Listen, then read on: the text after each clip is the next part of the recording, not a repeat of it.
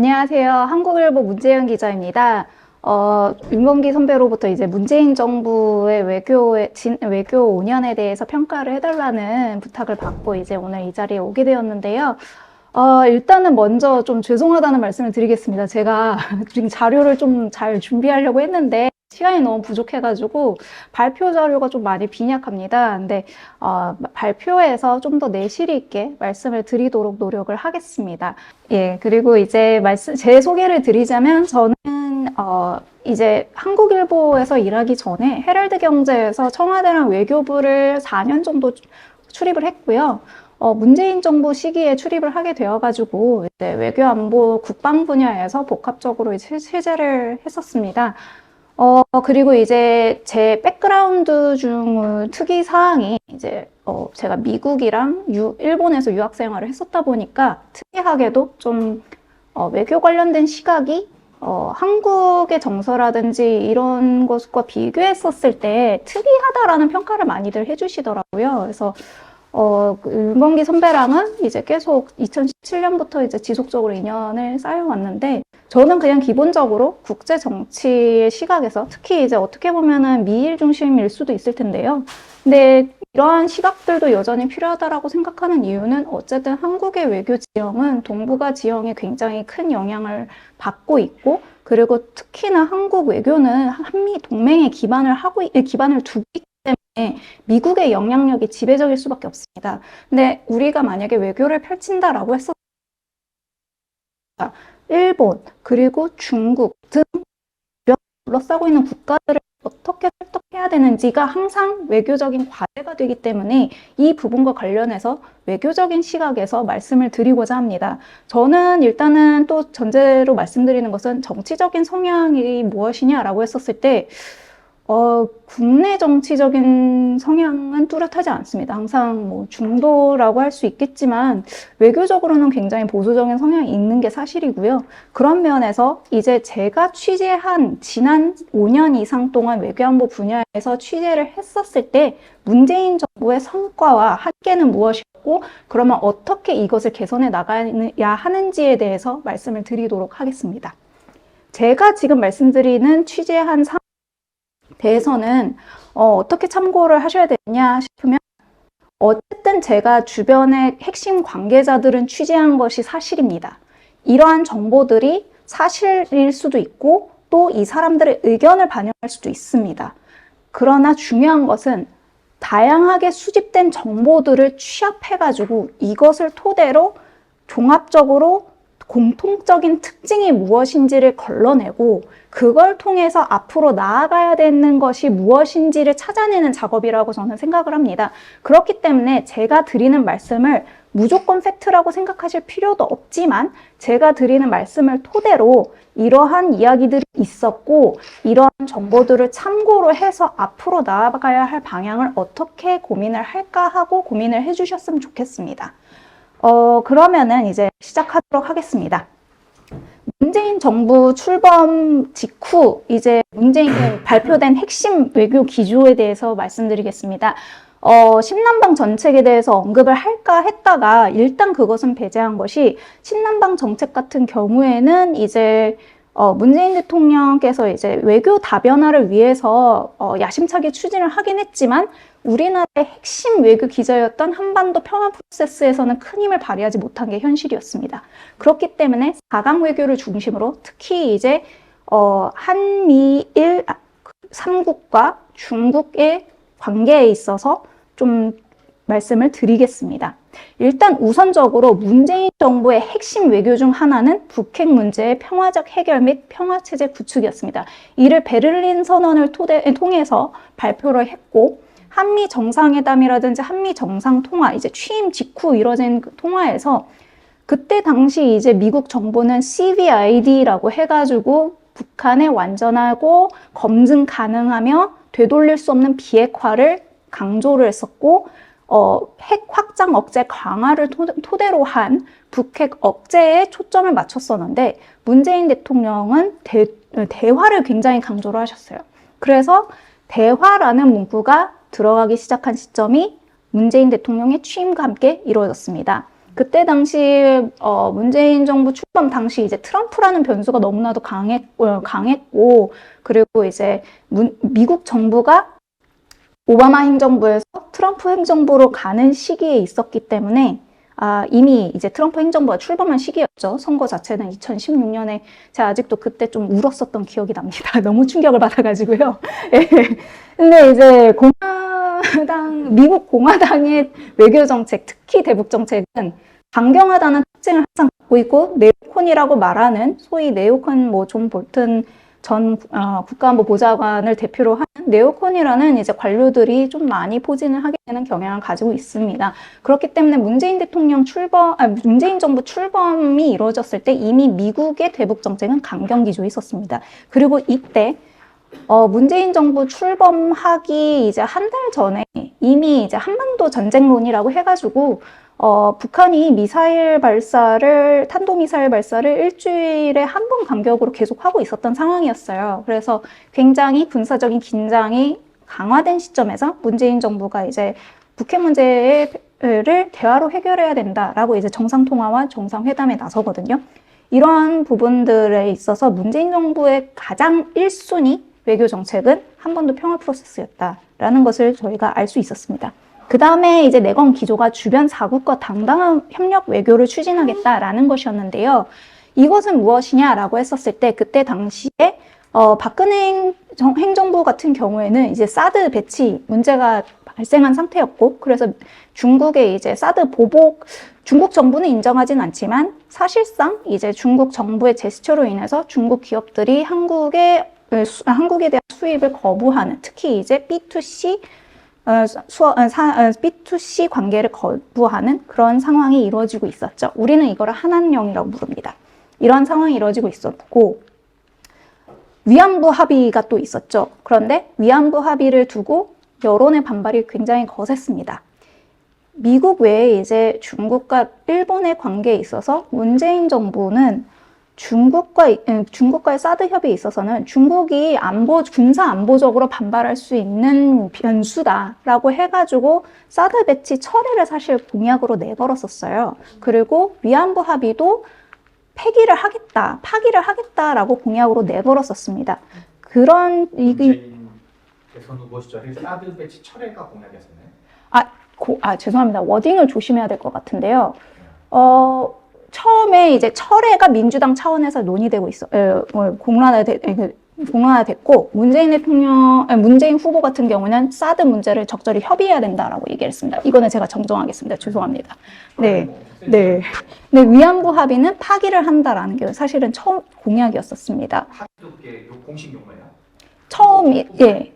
처음 이제 이게 좀 워딩이 가다듬어지긴 했는데 처음에 이제 딱 합의가 발표됐었을 때 이거 파기해야 된다라고 이제 그게 민주당이 채택한 공론이었습니다. 네. 따지는 건 아니고요. 네네. 민주당 차원의 입장이 대변인의 입장이 될 수가 있고 네. 대선 후보의 입장은 좀 차원이 다른 거잖아요. 그때 문재인 당대표 시절이었었던 것 같은데 그때 이제 파기를 얘기를 했고 국정과제좀 위안부 합의를 문제를 해결해야 된다라고 얘기를 했거든요. 제 생각엔 이후에 한번 정확한 워딩을 찾아야 될 것 같은데 의미가 달라지기 네. 때문에. 제가 죄송합니다. 지금 이게 생각이 섞여가지고 잘못 말씀드린 부분이 있을 수 있을 것 같은데, 그거는 제가 지금 이거를 확실하게 자료에 명문화하지 않았기 때문에 제가 이제 말을 조심하도록 하겠습니다. 그거는 제가 죄송합니다. 그래서 지금 이렇게 제가 말 실수하는 과정에서도 보실 수 있듯이 제 이야기를 완전히 100% 흡수하셔야 한다라는 것이 아니고 참고를 하시라는 것입니다. 모든 발표에 있어서. 항상 외교안보 이슈는 애매한 지점들이 존재를 하거든요. 완전한 사실관계라고 요구를 하는 분들도 있고 그걸 바라는 분들이 있지만 군사안보 영역이라든지 외교 영역에서는 정말 그 핵심 당국자가 아닌 이상 완전한 팩트가 있다라고 얘기하기가 어렵습니다. 그럼 워딩 쓴 거를 정확히 하는 건 별개 문제인 거죠? 네, 워딩이 어땠는지 쓰신 적은 있습니다. 그거는 이제 확인이 됐고요. 어떤 지위라는 식으로 얘기하는 것이 중요한 거기 때문에. 네네. 그래서 위안부 합의 파기라는 워딩은 있었습니다. 그런데 이제 그게 대통령 후보 시절이었냐? 이거는 제가 이제 불명확해서 그거는 정정하도록 하겠습니다. 그리고 세 번째 중요한 것이 바로 동북아 플러스 책임 공동체의 형성인데요. 이것 또한 이 자료들은 근데 이제 국정과제 자료랑 그리고 2017년 이후 이 한 해가 지나가지고 2018년에 발표된 외교백서에서 확인하실 수 있습니다. 근데 보통 이제 우리가 국정과제라든지 외교 기조의 핵심 순위를 어떻게 정하냐라고 보면은 언급된 순서로 이렇게 보게 되거든요. 그래서 북핵 문제, 주변 사국 당당한 외교 협력, 그리고 이 세 번째로 언급된 것이 동북아 플러스 책임 공동체 형성인데 이거는 일본과 사실 연결이 됩니다. 그러니까 한반도 평화 체제를 어떻게 구축할 것이냐라고 했었을 때 동북아는 이제 진영 구도가 최근에 굳어져가지고 많이들 이제 아시겠지만 중국이랑 일본이랑 미국이랑 군사 안보적으로 특히 이제 러시아랑 중국이랑 그리고 미국이랑 일본이랑 군사적으로 대치하는 구도가 다소 선명한 경향이 있거든요. 이것을 어떻게 극복할 것이냐. 그리고 우리가 항상 이야기하지만 이제 한반도 통일을 원하는 나라들은 많지가 않다. 사실은 다들 원하지 않는다. 이런 얘기를 하잖아요. 왜 그런가? 현상 변경을 하기에는 너무 리스크 부담이 큰 거예요. 차라리 이제 독일 분단 시절에는 점진적인 교류가 있었습니다. 인적 교류도 서독과 동독 간 인적 교류도 존재를 했었고 무엇보다 미국이랑 소련의 관계가 개선되고 있었던 시점이었습니다. 그렇기 때문에 독일이 통일을 할 수 있었던 주변 대외적 환경이 있었는데 2017년 때 미국이랑 중국의 관계를 보면 사실 미중 경쟁이 본격화하던 시점이 2017년이거든요.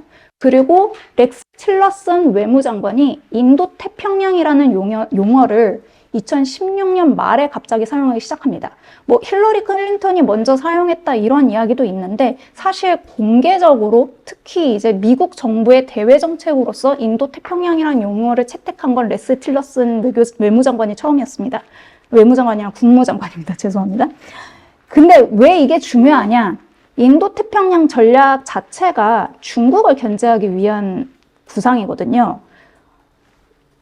그 색채를 빼기 위해서 사실 일본이 인도태평양 전략을 구상을 했었을 때 인도태평양 비전이라고 발표를 해요. 이게 용어가 계속 바뀌어온 건데 일본도 중국을 완전히 배척하고 싶지 않았기 때문에 비전이라고 얘기를 한 것이었거든요. 그런데 미국은 이걸 전략이라고 얘기하면서 전략적인 목적이 존재한다라는 것을 전제를 하고 출발을 했습니다. 그렇기 때문에 당시 우리 4강 외교 지형이 우리나라의 입장에서는 우호적인 환경이 아니었습니다. 그럼 이걸 어떻게 극복할 것이냐라고 했었을 때 문재인 대통령은 동북아 플러스 책임 공동체를 형성하자.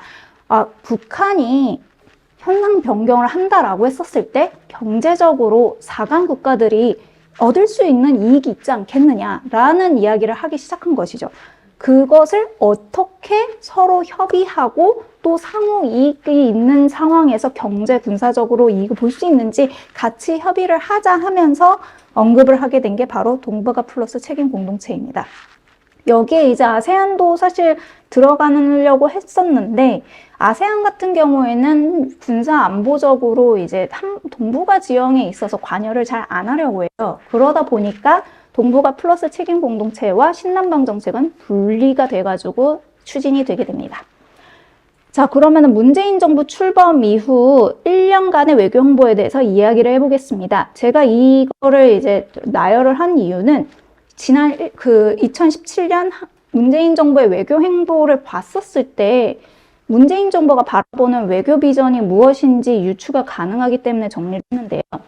먼저 문재인 대통령이 출범한 직후 한미 정상통화, 한중 정상통화, 한일 정상통화, 한러 정상통화 순으로 정상통화를 추진했습니다. 이것이 무엇을 의미하느냐? 미국 다음에 중국, 일본, 러시아 순으로 외교적으로 중요하다라는 입장을 드러낸 것입니다. 보수 정권 같은 경우에는 한미, 한일, 한중, 한러 순으로 정상통화를 하거든요. 그런데 문재인 대통령 같은 경우는 한미, 한중, 한일, 한러 순으로 정상통화를 벌인 것이죠. 그때 이제 사드 문제 등도 있었었는데 일단은 관계 개선을 위해서는 미국 다음 중국을 우선적으로 통화를 해야 된다라고 생각을 했기 때문에 이것이 이루어진 부분도 있었습니다.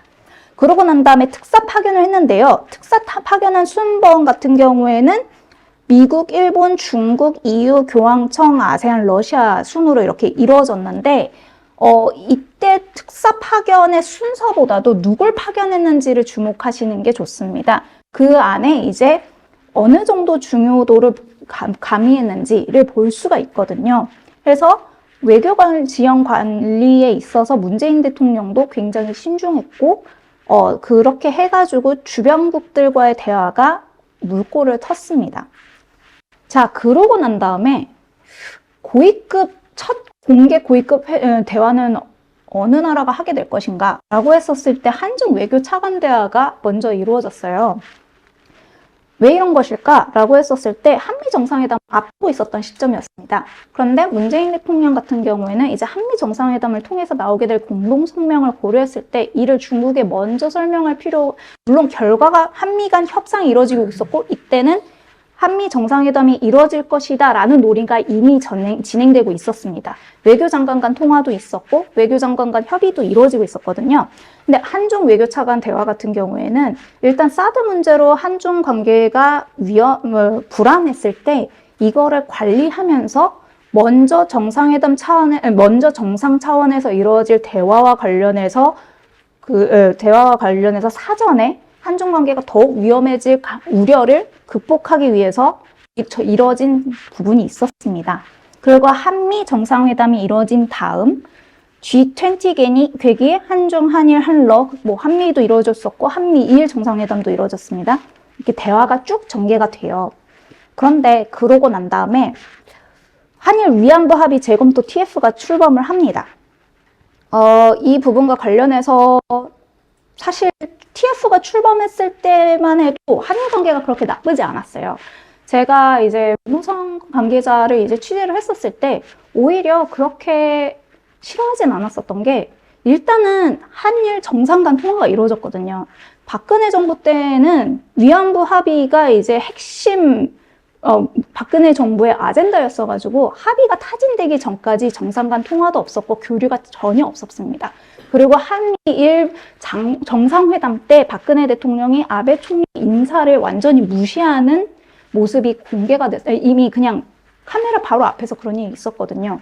그때 우리 여론은 반겼지만 이 일 이후로 그리고 박근혜 대통령의 열병식 참석 이후로 미국의 압박이 굉장히 심해졌고 그 이후 사드 배치와 위안부 합의 타진이 이루어지게 됐었습니다. 그러다 보니 일본 입장에서는 사실 박근혜 정부든 문재인 정부든 당장의 정상 소통과 관련해서는 크게 막 나빠졌다 이런 것도 없었고 오히려 문재인 정부 때 초반에 대화가 잘 이루어졌다라고 생각을 했었어요.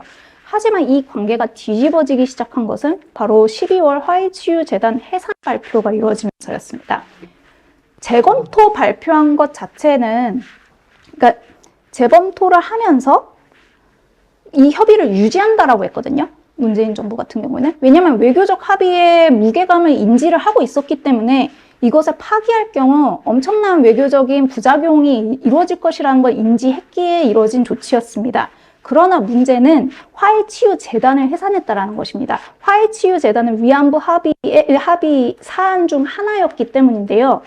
위안부 합의 사안 중 하나가 깨지면서 일본 같은 경우에는 사실상 외교적 합의에 대한 파기라고 인지를 하게 되었죠.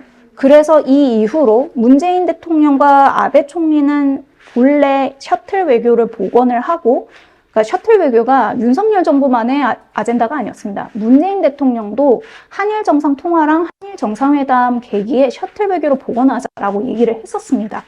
김대중 오부지 선언 기조를 계승하자라는 이야기도 문재인 정부 때 있었던 이야기고 모두 다 초반에 논의됐었던 사안이었습니다. 그리고 투트랙 외교를 하겠다라는 게 문재인 정부의 방침이었는데요. 문제는 이 투트랙 외교가 일본의 호응을 받지 못하게 되면서 양자 관계는 어려워지는 상황이 된 것이었죠. 자, 그러면 한중 관계는 어떻게 됐느냐? 한중 관계는 2017년 10월 사드 협의를 타진하면서 굉장히 빠른 속도로 복원이 됩니다. 그리고 문재인 대통령이 한중 사드 협의 타진 이후에 싱가포르 매체를 통해서 우리는 균형 외교를 추진을 하겠다라고 얘기를 하거든요. 이것이 이제 중국의 호감을 얻는데 큰 작용을 하게 됐어요. 그래서 한중 간의 고위급 채널 대화가 복원이 되는 효과가 있었습니다. 문재인 대통령의 방중과 관련해서 방중 당시에 이제 뭐 문재인 대통령이 혼자 식사를 했다 뭐 이런 비판 보도도 있긴 했지만 어쨌든 정상 협의가 이루어질 수 있었고 그리고 고위급 회담이 열릴 수 있다라는 것 자체가 외교적으로 함의가 있긴 하거든요. 그렇기 때문에 한중 관계는 과거보다 개선되는 방향으로 가고 있었습니다. 그리고 2017년 11월 한미 정상회담이 개최됩니다.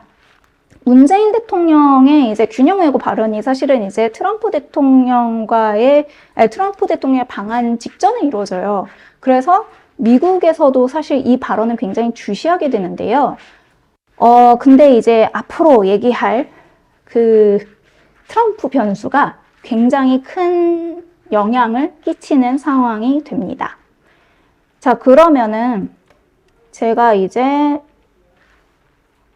제가 예전에 썼었던 기사와 작성했던 표랑 동아일보가 보여준 사드 협의를 둘러싼 한중 간 인식차 그리고 위안부 합의 재검토와 관련된 일본의 반응 자료들을 이렇게 정리를 했는데요. 자, 한미 정상회담이 11월에 이루어졌을 때 어떤 성과가 있었냐? 문재인 대통령의 외교 방향을 보면 제가 이렇게 딱 2017년 봤었을 때 확실히 국방 문제와 관련해서는 원칙이 확고하셨습니다. 북한이 그때 계속 제가 말씀드렸지만 ICBM 도발도 했고 핵실험도 있었잖아요. 거기에 대한 대응은 분명하게 했어요.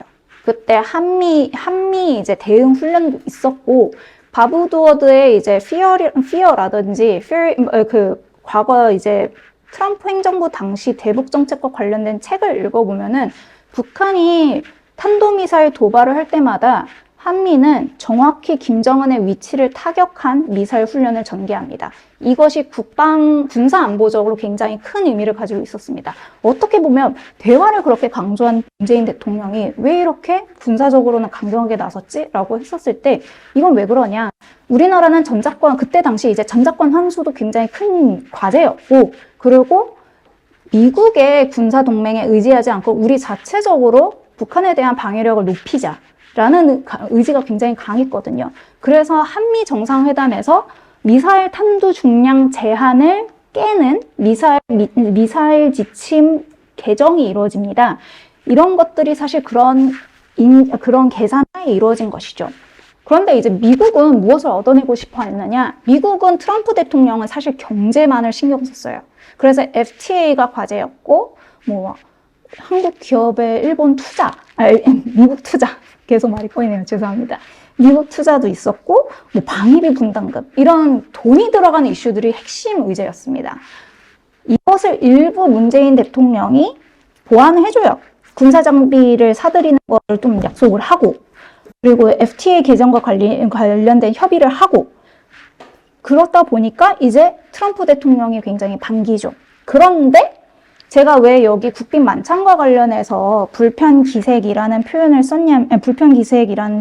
제목을 달고 기사를 썼냐면 문재인 대통령이 이제 트럼프 대통령의 방안을 환영하면서 국빈 만찬을 준비를 합니다. 이때 이용수 할머니가 트럼프 대통령과 호응을 하는 장면이 연출이 됐었고 메뉴로 독보새우가 올라갔었어요.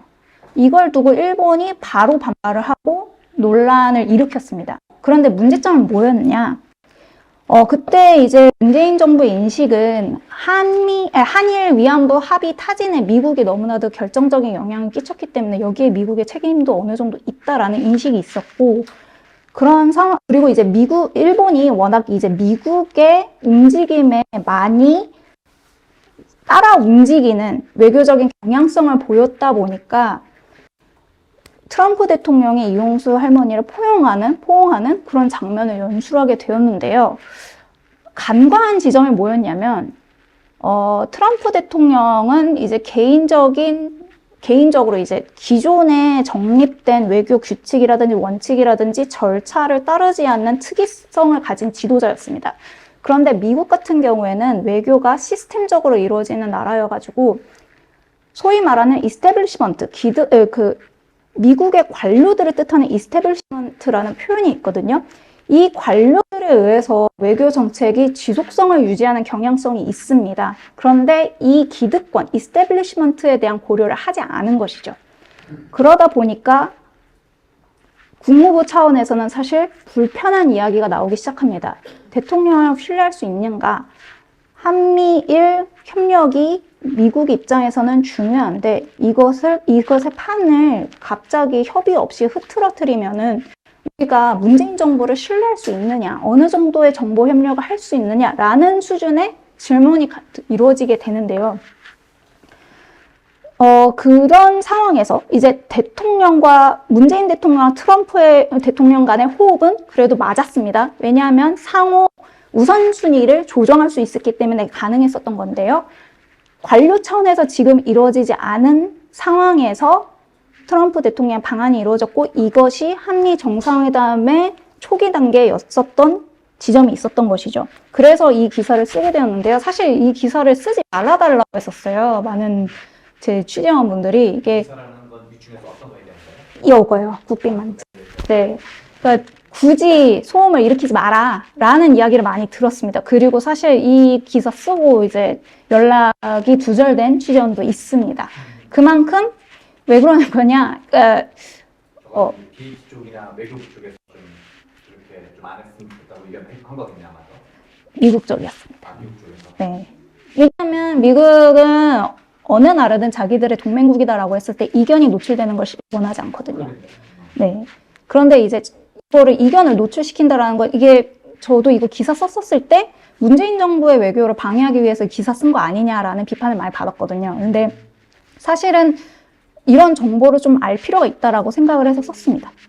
근데 이게 거의 고민을 처음에 이제 했었던 게, 그러니까 정상 차원에서 이루어지는 외교와 관료 차원에서 이루어지는 외교가 성격이 좀 다르고 이것이 향후 장기적으로 우리 외교에 영향력을 발휘할 수 있다는 점을 우리가 대중도 그렇고 정부도 그렇고 인지를 했으면 좋겠다라는 마음으로 이렇게 쓰게 됐는데요. 어쨌든 그런 상황이 있었고 사드 협의와 관련해서는 이제 발표 문안을 두고 한중이 충돌을 하게 됩니다. 이제 익숙하실지도 모르겠지만 중국 같은 경우에는 상불 약속이라고 이야기를 하거든요.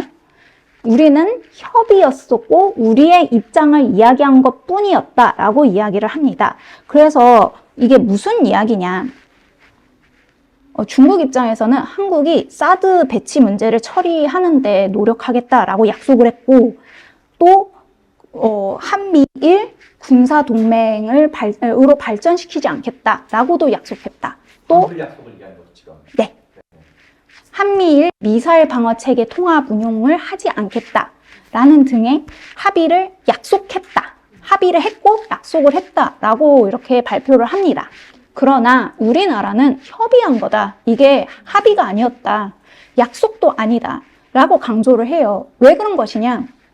합의가 되는 순간, 다시 한번 말씀드리지만 외교적 합의는 파기가 되는 순간 두 국가의 관계를 되돌리기 어려운 상황으로 역전시켜버려요. 퇴보시켜버립니다. 이 신뢰 문제가 발생하기 때문에 그 워딩에 굉장히 조심해야 되는 것이거든요. 그래서 이 문제를 두고 이제 양국이 이견차를 보이는데 그래서 언론에서도 계속 논란이 돼요. 그런데 이 논란이 정리가 되지 않는 상태로 일단은 한중 관계가 이어집니다. 그런데 이제 지금까지의 흐름을 봤었을 때 이게 합의가 아니고 협의였을 가능성이 굉장히 높습니다. 왜냐하면 중국에서 우리가 사드 협의라고 얘기하고 입장을 발표하는 것에 대해서 반발하지 않았거든요. 그저 계속 반복적으로 이건 약속이다, 약속이다라고 얘기했을 뿐이고요. 그렇다라는 것은 중국은 어떻게든 이것을 약속으로 프레임하고 싶은데 우리가 거기에 말려들지 않았다라는 것입니다. 자, 이제 위안부 합의와 관련해서는 이제 2017년 12월 28일이었는데요.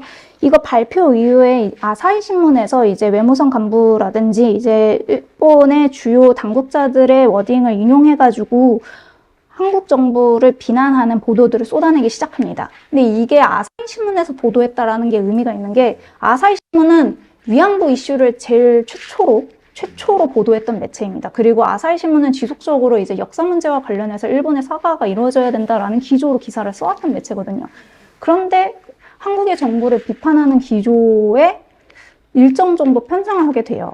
그 이유가 무엇이냐라고 했었을 때 아까 전에 말씀드렸다시피 위안부 합의는 합의였습니다. 그 합의가 사실상 그 합의의 세 번째 사안 화해치유재단의 해산이 있었기 때문에 여기에 대해서 일본의 여론이 다소 한국 정부에 이제 비우호적인 상황으로 가게 되죠. 문제는 또 이제 아베 정부의 역사 수정주의 비판이 항상 있었는데 문제는 아베 정부가 그래도 계속 유지가 됐었다라는 것이에요. 그러니까 아베 정부의 변수는 우리가 계속 끌고 가야 하는 변수였기 때문에 조금 더 다른 차원의 전략이 필요했었는데 외교적인 레버리지를 마련하지 못한 상태에서 이러한 위안부 합의와 관련된 조치들이 이루어졌다 보니까 반발이 클 수밖에 없었습니다.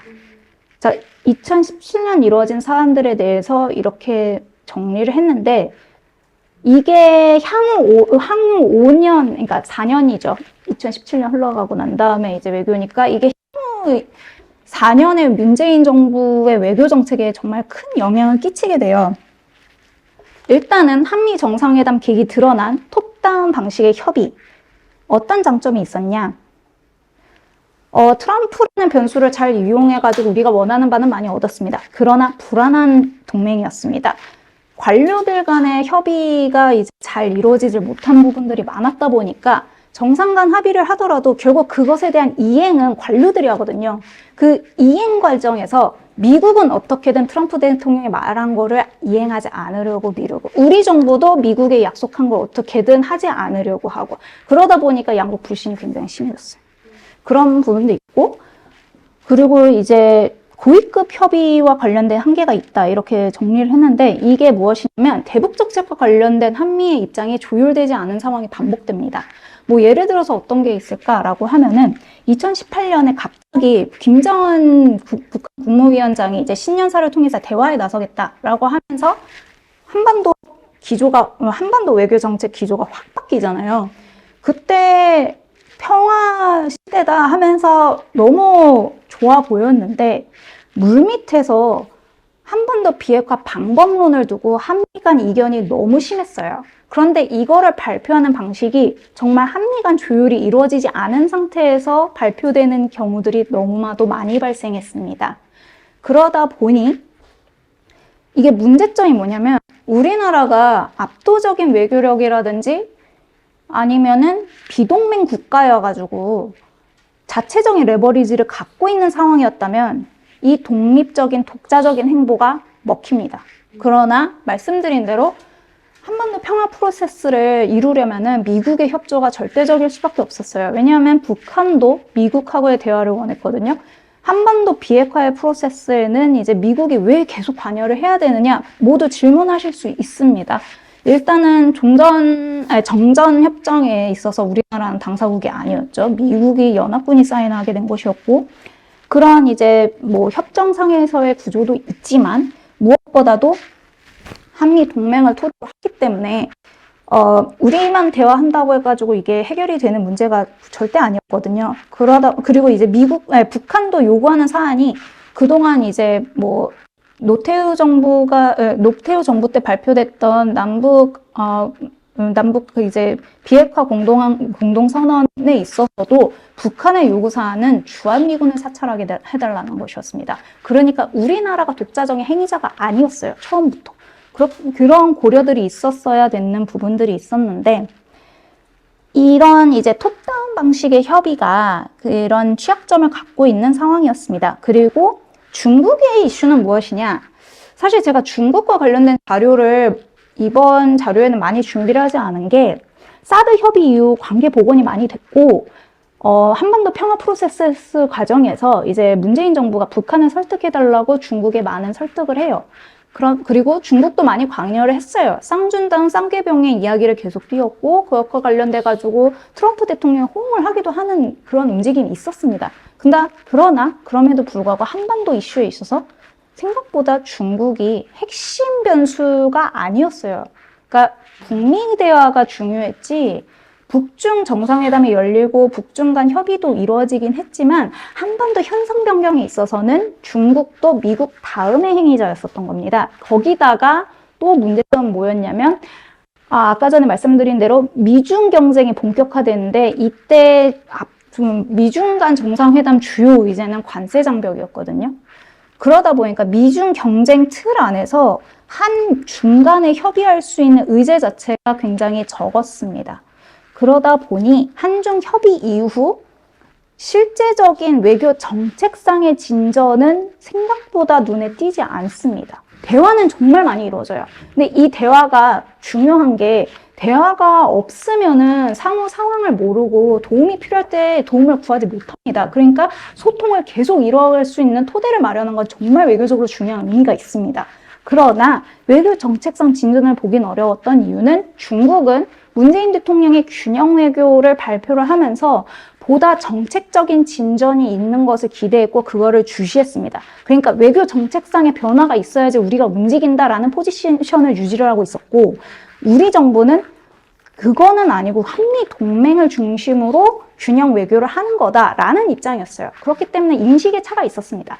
이거는 이성현 세종연구소 이제 중국 정책연구 센터장님도 이제 그 문재인 정부 이후에 이제 문재인 균형자 외교에 관한 미중의 인식과 관련된 소논문을 내셨어요. 거기에 그런 이야기가 많이 담겨 있습니다. 그래서 참고하시면, 네. 참고하시면 되겠습니다. 네. 2017년의 행보로 인해 가지고 두드러진 것은 바로 외교 합의 이해 부족에 따른 투트랙 외교 실패 이렇게 얘기를 했는데 이제 제가 얘기한 것은 합의이기 때문에 파기하면 안 된다라는 건 인식을 하고 있었습니다. 하지만 아까 전에 말씀드린 대로 하해치유재단 해산으로 인해 가지고 사실상 파기라고 일본은 인식하고 있었고 자 이제 2018년에 가장 중요한 이벤트가 발생을 하죠. 윤석열 정부 때까지 이 이슈가 이어져 온 대법원 판결, 강제징용 피해자와 관련된 대법원 판결이 이루어집니다. 이거는 문재인 정부 입장에서도 굉장히 아픈 게 노무현 정부 때도 그때 이제 강제징용 문제가 이슈가 되잖아요. 그런데 그때 문재인 대통령이 그때 이제 민정수석으로서 그 강제징용 문제와 관련된 노무현 정부의 입장을 정립하는데 주도적인 역할을 합니다. 근데 그때 정부의 입장은 뭐였냐면 한일 청구권 협정상 청구권이 사라졌다고 할 수는 없지만 외교적 협의에 의해서 청구권을 행사하고 이행되기에는 어렵다라는 입장을 보여요. 그러니까 청구권은 소멸되진 않았는데 이론상 사라지진 않았지만 이에 대한 행사는 상호 외교적 관계를 고려해서 이루어지지 않는다라는 취지입니다. 그렇기 때문에 특별법을 통해서 강제징용 피해자에 대한 지원이 이루어집니다. 이게 문재인 정부 입장이었다는 거죠? 그게 노무현 정부 때 발표된 사안이고 문재인 대통령도 그런 인식을 갖고 있었습니다. 네, 노무현 정부 때 이미 발표된 사안입니다. 그렇기 때문에 문재인 대통령 입장에서는 굉장히 아픈 상황인 거예요. 이게 가뜩이나 위안부 문제로 한일 간 협의가 너무 어려운 상황인데 대법원 판결까지 이루어지고 그래서 문재인 대통령의 레토릭이 처음에는 이제 대법원 판결을 존중한다라고 했다가 기자회견에서 현금화는 근데 너무 곤란하다 이런 취지로 말씀을 하세요. 이게 왜 그러냐라고 했었을 때 이것에 대한 이행은 그러니까 일본은 이거를 한일 청구권 협정 위반이다라고 이야기를 하잖아요. 그런데 우리는 그런 입장이 아니지만 어쨌든 일본이 한국 인식차는 발생한 것이고 이건 외교적인 문제가 되는 것입니다. 그래서 일본 같은 경우에는 그 대법원 판결 이후 1년 사이에 그 한일 청구권 협정을 보면은 그 해석의 차이가 있을 경우 중재위원회를 통해서 문제를 해결한다라는 조항이 있거든요. 중재위원회를 통해서 판단을 구해보자라고 이야기를 해요. 그 일본에서. 그런데 문재인 정부가 이거를 1년 동안 답변을 안 해요. 중재위원회라는 건 양국이 이끌리는 건가요? 양국이 꾸릴 수도 있고 제3국 그 협조를 통해 가지고 할 수도 있고 그 방법론은 협의할 수 있는 사안입니다. 네. 근데 보통 이제 3국 위원회를 구성을 하는데 근데 이제 그 회신이 이루어지지 못한 거죠. 그러고 난 다음에 이제 수출 규제가 이루어진 것이었습니다. 그때 이 시점에 그 수출 규제가 이루어지는 시점에 이제 문희상안도 언급이 되고 하지만 이미 일본에 대한 문재인 정부의 신뢰는 이제 사라진 상태였었던 거예요. 그래서 제가 그때 이제 주일 대사가 일본의 당국자를 만날 수가 없는 외무 당국자를 만날 수가 없는 상황이 벌어지거든요. 그때 어느 정도로 심했냐면 그러니까 일본 주재 한국 대사관의 외교관들이 일본 외무성이랑 협의를 할 수가 없었어요. 그러니까 정보도 전혀 공유되지 않은 상황이었고, 그러니까 정보의 흐름과 소통이 사라지니까 제가 말씀드렸잖아요. 한중 관계는 그래도 정말 잘 관리했다라고 말씀드리는 게 아무리 외교정책상 진전이 없었어도 대화를 한다는 것은 상황 관리를 한다는 것입니다. 그런데 한일 간의 상황 관리는 안 되는 상황이 된 것이죠. 이러한 것이 이제 2017년 말 움직임에서 시작된 것이었고, 러시아 같은 경우에는 이제 공공외교 중심으로 이제 민간 교류를 가속화하고 이제 수교 30주년 사업을 하면서 그래도 적정 수준으로 관리가 됩니다. 근데 이때도 특이점이 러시아는 그냥 대북 정책과 관련해서 중국을 따라가는 모습을 보여요. 그러니까 지분이 생각보다 크지 않은 거예요. 그러다 보니까 러시아는 거의 한반도 평화 프로세스에 있어서 대화를 한다 하더라도 그렇게 깊이 있는 수준으로는 이루어지지 않습니다. 근데 제가 계속 한반도 이제 평화 프로세스 중심으로 이제 얘기하고 있는데 그 이유는 그만큼 문재인 정부의 입장에서 한반도 평화 프로세스가 외교 정책에 지배적인 영향력을 발휘했었고 가장 큰 비중을 차지했기 때문입니다. 그래서 2018년 하지만 그럼에도 불구하고 김정은이 이제 신년사를 통해서 대화에 응하겠다라고 하면서 이제 한반도 운전자론과 이제 한반도 평화 프로세스가 진전을 보이기 시작하고 이렇게 트럼프 대통령과 김정은이 처음으로 북미 정상 사상 최초로 합의를 한 역사적인 순간도 있고 문재인 대통령의 판문점뿐만 아니라 평양에서 김정은 북한 국무위원장과 협의를 하는 그런 상황이 이루어졌죠. 성과 한 개를 말씀드리면 어쨌든 대화를 통한 한반도 비핵화 협의를 할 수 있는 물꼬를 텄습니다. 이거는 굉장히 중요한 의미를 갖고 있는 게 한반도 평화 프로세스와 관련돼서 김정은 북한 국무위원장과 한미 정상의 대화가 이루어지면서 주변국, 그러니까 한국의 외교를 방해했다고 인식됐던 국가들이 안 보이기 시작했어요. 일단은 이 한반도 평화 프로세스가 중요하다 해가지고 일본도 북일 정상회담 추진할 의향이 있다라고 이야기를 시작했고 중국 같은 경우에도 한반도 평화 프로세스의 진전에 대해서 환영을 하면서 생각한 것보다 사드 문제가 그렇게 큰 핵심 의제로 언급되지는 않습니다. 러시아 같은 경우에도 남북 대화가 이루어지고 있는데 거기에 뭐라고 얘기할 이유가 없죠. 지금 굉장히 긍정적인 신호가 이루어지고 있고 동남아시아 특히 이제 뭐 싱가포르라든지 베트남이라든지 이런 동남아시아 국가들도 디테일보다도 일단은 대화가 이루어지고 있다. 이건 정말 큰 획기적인 상황이다라고 하면서 환영하는 분위기가 있었습니다. 그러나 우리가 아쉬운 점이 있다면 모든 것은 디테일에 있습니다. 이게 우리나라가 한반도 비핵화 문제를 다룰 때 북핵 문제를 예외적으로 바라보시는 분들이 있어요. 근데 이 담론이 국제사회로 가면 통하지 않습니다. 그러니까 우리가 아무리 그렇게 하면은 해법이 나오지 않지 않냐라고 이야기를 하지만 그럼에도 불구하고 핵 문제를 바라보는 이 NPT 체제에 대한 의식은 국제사회가 그 국제사회 협의 체계를 유지하는 근간 중 하나이기 때문에 이거를 거스르고 진전을 본다라는 거는 특히 강대국들의 입장에서는 불가능합니다. 미소 핵 군축 협의도 보면은 그 NPT 체제를 기초로 한 정찰이라든지 이런 구조를 다 끼고 있거든요. 그러니까 미국과 러시아의 정찰 자산이 상호 핵 군축 상황을 점검을 하고 모니터링 할 수 있도록 협의가 되어 있습니다. 그렇기 때문에 이제 디테일 측면에 있어가지고 북한도 이거를 이행해야 된다라는 게 주변 국가들의 너무나도 당연한 인식이었습니다. 그런데 이 비핵화를 실행하는 과정에서 문재인 정부는 트럼프 대통령 변수에 너무 많이 의지를 했어요. 그러니까 트럼프 대통령이 화끈하게 김정은한테 대북 제재를 뭐 줄 수 있다. 아니면 트럼프 대통령이 실리를 따지는 사람이기 때문에 이게 그 비핵화라는 건 제도적인 것이기 때문에 북한의 레토릭성 맞지 않거든요. 북한은 절대 최고 존엄이 한마디 하는 순간 모든 것이 짜자작 이루어지는 구조입니다.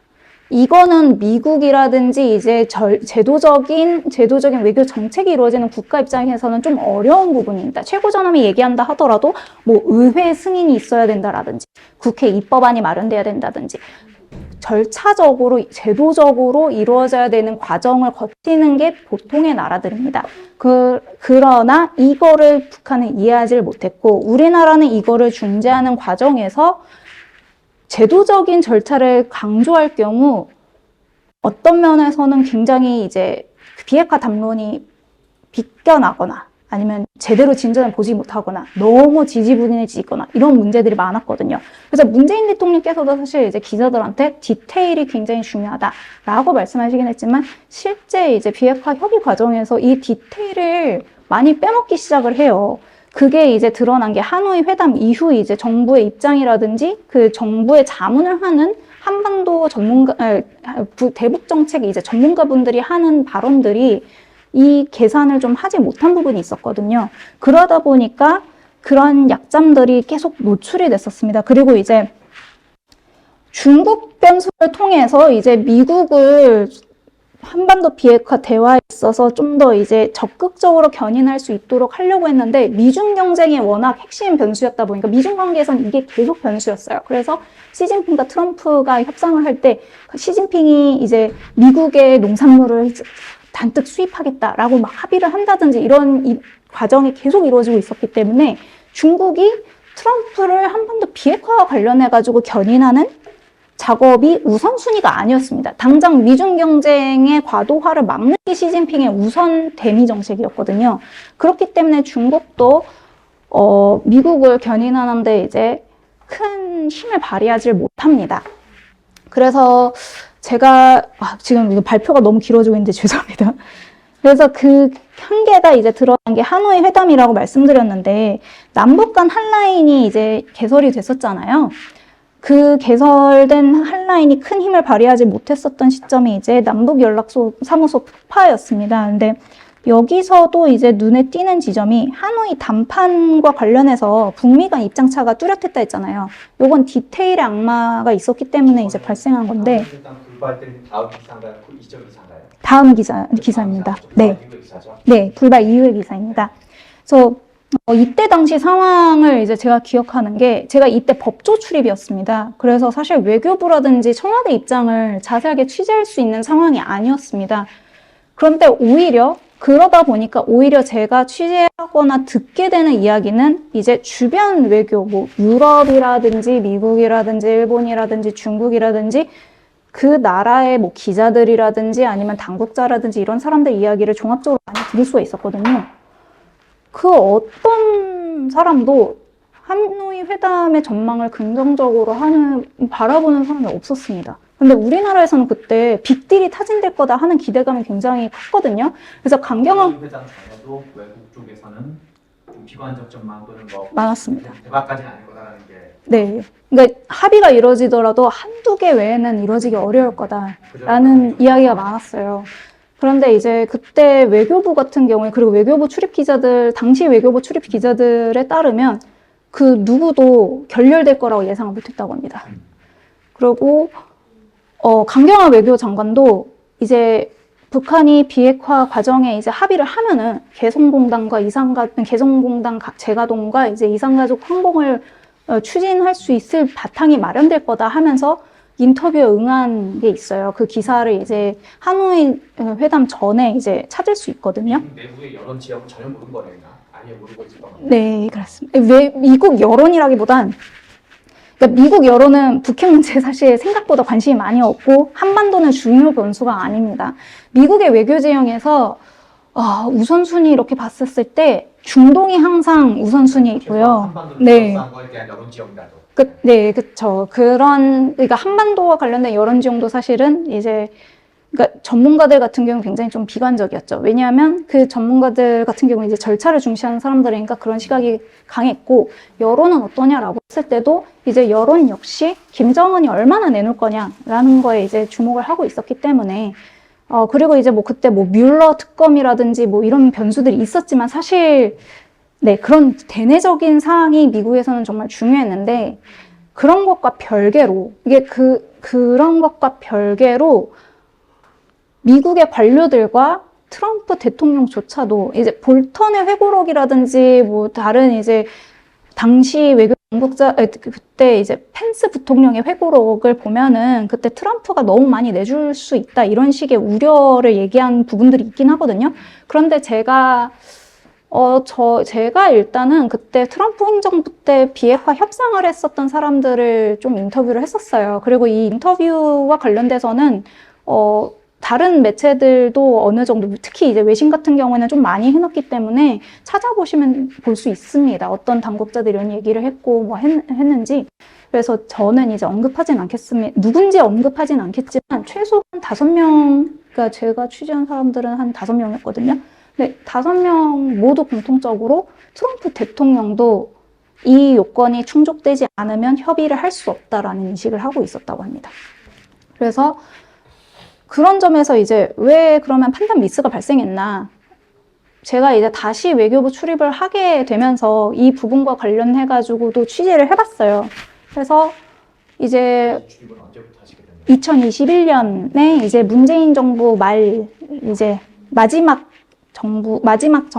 시점이죠. 이제 2021년 1월부터 제가 2011년 1월. 네, 외교부를 다시 출입하게 됩니다. 그래서 그때 이제 취재를 했었을 때 깜짝 놀란 부분은 외교부에서는 이제 그 비핵화 협상하는 레벨에서는 북한이 이 제도적인 비핵화 절차에 동의를 하지 않으면 성과가 나오기 어려울 것 같다라는 의견이 청와대에 이제 올라갑니다. 그 이후 과정에서는 어떻게 이게 반영이 안 된 건지는 모르겠는데 좀 아쉬운 부분 중 하나죠. 그러니까 제가 확인한 바로는 일단은 강경화 장관도 제가 스티브 비건은 아예 공개 인터뷰를 한 게 있거든요. 기사 찾아보시면 이제 딱 나와 있는데 그때 스티브 비건도 이제 자기는 강경화 외교부 장관한테 판문점 협상 과정에서 북한이 비핵화와 관련해서는 전혀 얘기를 하지 않더라라고 말을 합니다. 그때 미국은 북한이 무엇을 내주면 우리는 무엇을 내줄지 그거를 시나리오별로 다 짠 상황이어서 그거를 협의하려고 했었다고 합니다. 그래서 그 논의를 하려고 하는데 일단 이거를 이제 자기의 카운터파트는 이거 내가 협의할 수 있는 사안이 아니다라고 한 거예요. 그러니까 북한은 김정은 위원장이 이 문제를 다 협의해야 된다라고 생각을 하고 있었던 거예요. 그런데 여기서 미국은 협의가 힘들다라고 생각을 한 거죠. 왜냐하면 보통 정상이 합의하는 거는 디테일하지 않은 상황에서 합의가 이루어집니다. 그래서 이제 존 볼튼도 회고록이라든지 이제 본인이 공개 인터뷰를 한 것들을 이제 찾아보시면 하노이 회담 당시 김정은이 얘기한 비핵화는 영변 시설이라고 얘기하는데 영변 시설의 어느 부분까지 내주겠다고 하는 것이고 어떻게 동결이라는 것인 건지 어떻게 폐기가 이제 구체적으로 무슨 뜻인지 얘기를 하지 않았다라고 말을 해요. 그러다 보니까 이게 미국의 입장에서는 이게 다음 합의할 수 있는 수준은 아니다라고 이야기를 하는 것이죠. 그런데 제가 이 얘기를 왜 쭉 하는 것이냐 하면은 특이하게 하노이 회담 결렬 이후에 북한이 남북연락사무소로 폭파시킨단 말이에요. 이게 문재인 정부의 한반도 운전자론이 원활하게 이루어지려고 한다면은 북한이 문재인 대통령한테 중재를 요청을 했는 구조가 맞거든요. 그런데 오히려 우리 정부에 화를 내는 결과물을 보였어요. 그래서 왜 그러냐. 이것과 관련해서는 이제 김정은 위원장이 이제 문재인 대통령에 대한 신뢰는 있었지만 결국 핵심 대화 주체는 미국이다라고 생각한 인식을 드러내고 있지 않나. 저 개인적으로는 좀 그렇게 바라보고 있는데요. 그러다 보니까 문재인 정부의 외교 성과는 북한의 이러한 도발로 인해 가지고 한순간에 저평가되기 시작을 합니다. 그리고 엎친 데 겹치고로 한일 관계의 약화 이거를 얘기를 했는데 존 볼턴 회고록을 보시면은 비핵화 협상 과정에서 일본이 얼마나 많은 방해 공작을 벌였는지 나와 있어요. 근데 이게 먹혔어요. 그냥 단순히 존 볼턴 보좌관이 일본에 동의해서가 아닙니다. 안보 지형적으로 미일 관계는 한미 관계보다 더 깊이가 있고 제도적으로 이루어지고 있습니다. 사실 동맹 조약은 우리나라가 체결을 했거든요. 그래서 조약이라든지 외교적인 합의 수준을 보면 우리나라가 훨씬 제도적으로 많이 정비가 돼 있는데도 불구하고 미일 동맹 같은 경우에는 이제 한반도 문제뿐만 아니라 중국 견제라든지 영내 안보 질서를 다루고 있기 때문에 훨씬 더 포괄적이고 한미 동맹 수준에서 공유하는 정보의 깊이가 다릅니다. 이게 문제가 돼서 이제 결국에는 한반도 평화 프로세스 문제 해결에 있어서 내편 마련이 어려워진 상황이었죠. 이제 중국을 내 편으로 끌어들이기에는 미국하고의 동맹이 있어가지고 바로 미국이 견제를 들어오기 시작을 하고 이게 그러면은 일본이 좀 편을 들어줘야 되는데 당장 역사 문제로 인해 가지고 우리 편을 안 들어주고 러시아를 그렇다고 한다? 러시아는 더 아시다시피 이제 트럼프 행정부 때에 미러 관계를 두고 미국에서 계속 해자가 됐죠. 그만큼 미국이 중국보다도 견제하는 나라가 러시아입니다. 그래서 누구를 내 편으로 끌어들이고 싶어도 이 문제와 관련해서 내 편이 될 수 있는 나라가 없었던 거예요. 제가 2017년 외교 일지의 핵심 부분들을 이제 나열한 이유는 바로 이것입니다. 저는 개인적으로 문재인 대통령이 외교를 펼치는 데 있어서 굉장히 세련됐다고 생각을 해요. 본인의 신념을 토대로 해가지고 이거를 어떻게 추진할지 많이 고민을 했고 수기 과정을 거쳐서 추진을 하려고 했습니다. 그리고 어떻게 국정 운영상 어떻게 협의를 하는지 아무래도 노무현 정부 때 경험이 있다 보니까 서툴지 않았어요. 그런데 일단은 가장 첫 번째 실수는 전문가들 중에서 이제 관료들 중에서 전문가들을 많이 내쳤다라는 것입니다. 이게 보수 언론 같은 경우에는 코드 인사 이런 지적을 하는데 코드 인사는 어느 정권이나 있어요. 그런데 이제 정무 인사는 보통 국장급까지입니다. 그런데 문재인 정부 때 처음으로 과장급의 정무 인사들, 그러니까 정무적으로 정부의 편을 들어줄 수 있냐 없냐 하는 인사들이 포진하기 시작을 해요. 이 문제는 뭐냐? 어떻게든 성과를 내려고 정치적인 판단하는 관료들이 나오기 시작을 합니다. 그런데 그런 상황이 발생하면 어떤 문제가 발생하냐? 제가 말씀드렸다시피 외교 정책을 이행하는 사람들은 관료라고 말씀드렸잖아요. 상대국의 관료가 우리 정부의 관료를 신뢰하지 못해가지고 정보를 공유하지 않는 상황이 발생합니다. 그것이 하노이 정상회담 직전에 벌어진 상황이었습니다. 그러니까 제가 기사에 언급을 했었던 것 같은데 스티브 비건 인터뷰 때도 스티브 비건이 그랬어요.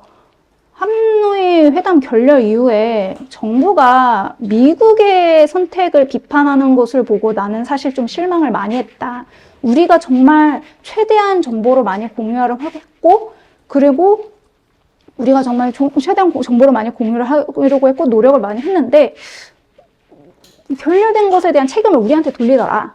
근데 나는 한국에서 빅딜이 성사되는 그런 과정에 대해서 기대감이 컸었던 게 오히려 이제 북한에 잘못된 인식을 심어줘서 그런 것 아닌가라는 생각을 하게 됐다.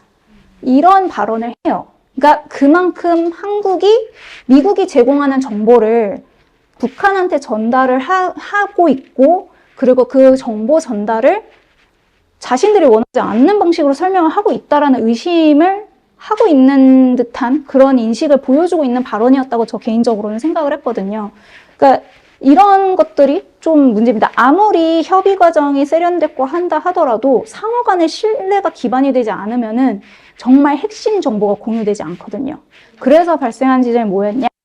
하노이 정상회담 이후에 결렬되고 난 다음에 그때 이제 남북 핵심 협력 소통 채널이라고 할 수 있었던 서훈 국가정보원장과 김영철 북한 통전부장이었나? 제가 갑자기 갑자기 생각이 안 나는데요. 네. 근데 이제 김영철과 서훈 원장이 갑자기 언론에 나오지 않기 시작합니다. 이때 갑자기 부각이 안 돼요. 그러니까 김영철이 항상 담화를 발표하면 김영철이 발표를 하는 경우도 있었고, 김영철이 핵심 인사였거든요. 그러니까 원래 정보 라인의 대화는 공개되지 않습니다. 그런데 그렇다 하더라도 이제 북한 같은 경우에는 대외 행보, 그러니까 노동신문에 나오는 사진 있잖아요. 거기에 이제 무슨 당대회를 연다든지 이런 최고 인민회의를 한다든지 할 때 배치된 순서를 통해서 우리는 영향력 있는 사람이 누구고 누가 뭐 핵심 자문을 하고 있고 이런 걸 평가를 하거든요. 김영철이 갑자기 사라졌어요. 그러니까 그때 그러다 보니까 이제 일부 외신에서는 이게 하노이 회담 때 서훈, 김영철 라인이 서로 이렇게 하노이 정상회담 성사 과정에서 이제 핵심 역할을 했는데 김정은이 기대를 품고 열차를 타고 베트남으로 갔잖아요. 그게 정말 큰 리스크를 감수하고 간 것이었습니다. 그런데 이제 성과가 나오지 않으니까 결국 그거에 대한 화가 난 거 아니냐라는 이제 질문들이 나오거든요. 그래서 그때 또 이제 흥미로운 지점이 뭐였냐면 그때 베트남으로 이렇게 열차를 타고 막 갔었을 때, 제가 무슨 얘기를 하려고 했더라? 그때 이제 딱 그런 일이 있었고, 그 이후로 정보 라인이, NSC 라인도 바뀌어요. 네, NSC 라인도 바뀌기 시작을 하고, 그래서 그런 움직임이 있었던 이유가 결국에는, 북한이 이제 하노이 회담을 결정하는 과정에서 우리 정부가 좀 결정적인 영향을 행사했었는데 이제 성과가 이루어지지 못하니까 그런 것 아니냐라는 이야기들이 나오고 있고, 존 볼튼 같은 경우에는 자기 회고록에 하노이 회담을 제안한 건 정용 실장이었다라고 이야기를 합니다.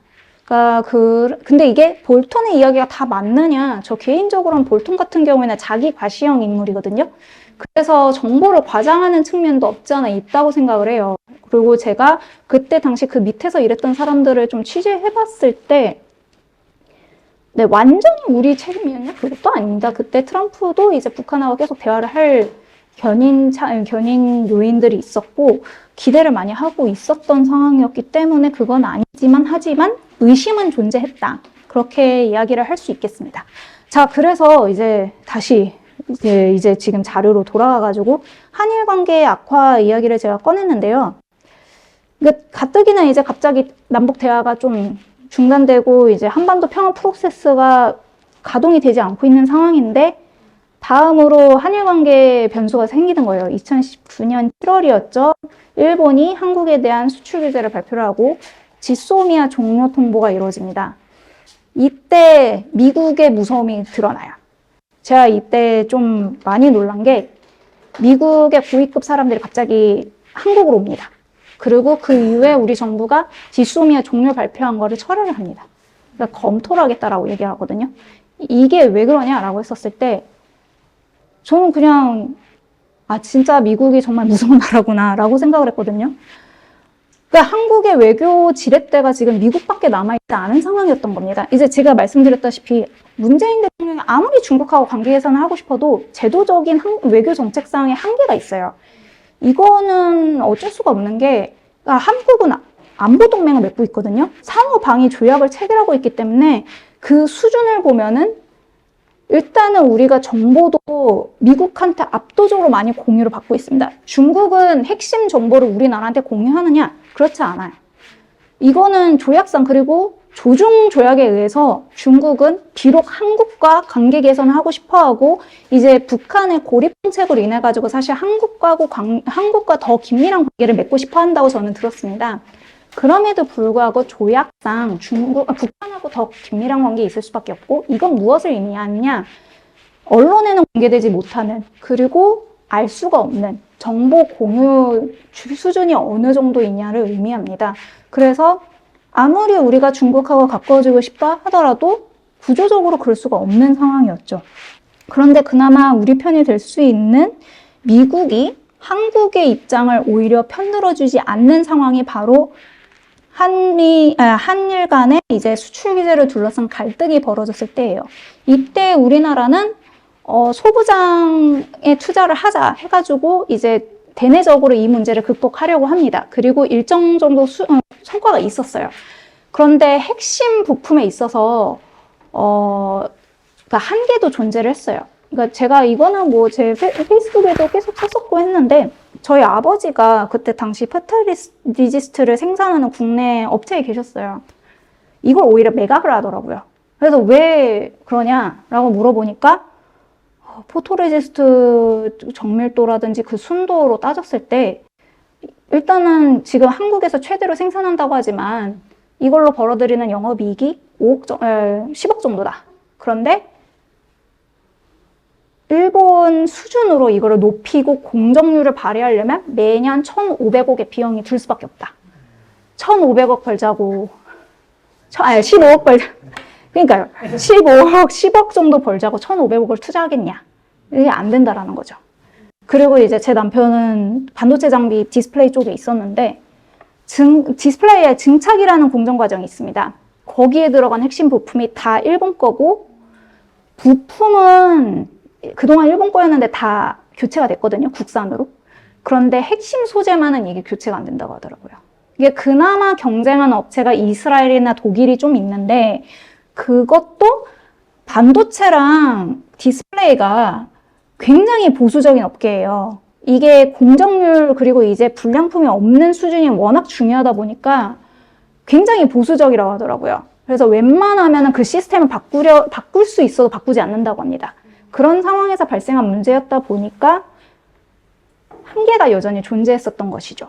근데 아무튼 우리가 이게 대내적으로 이기려고 하는 상황에서 미국은 지소미에만 신경을 쓰고 어려움을 너무 많이 겪고 있었어요.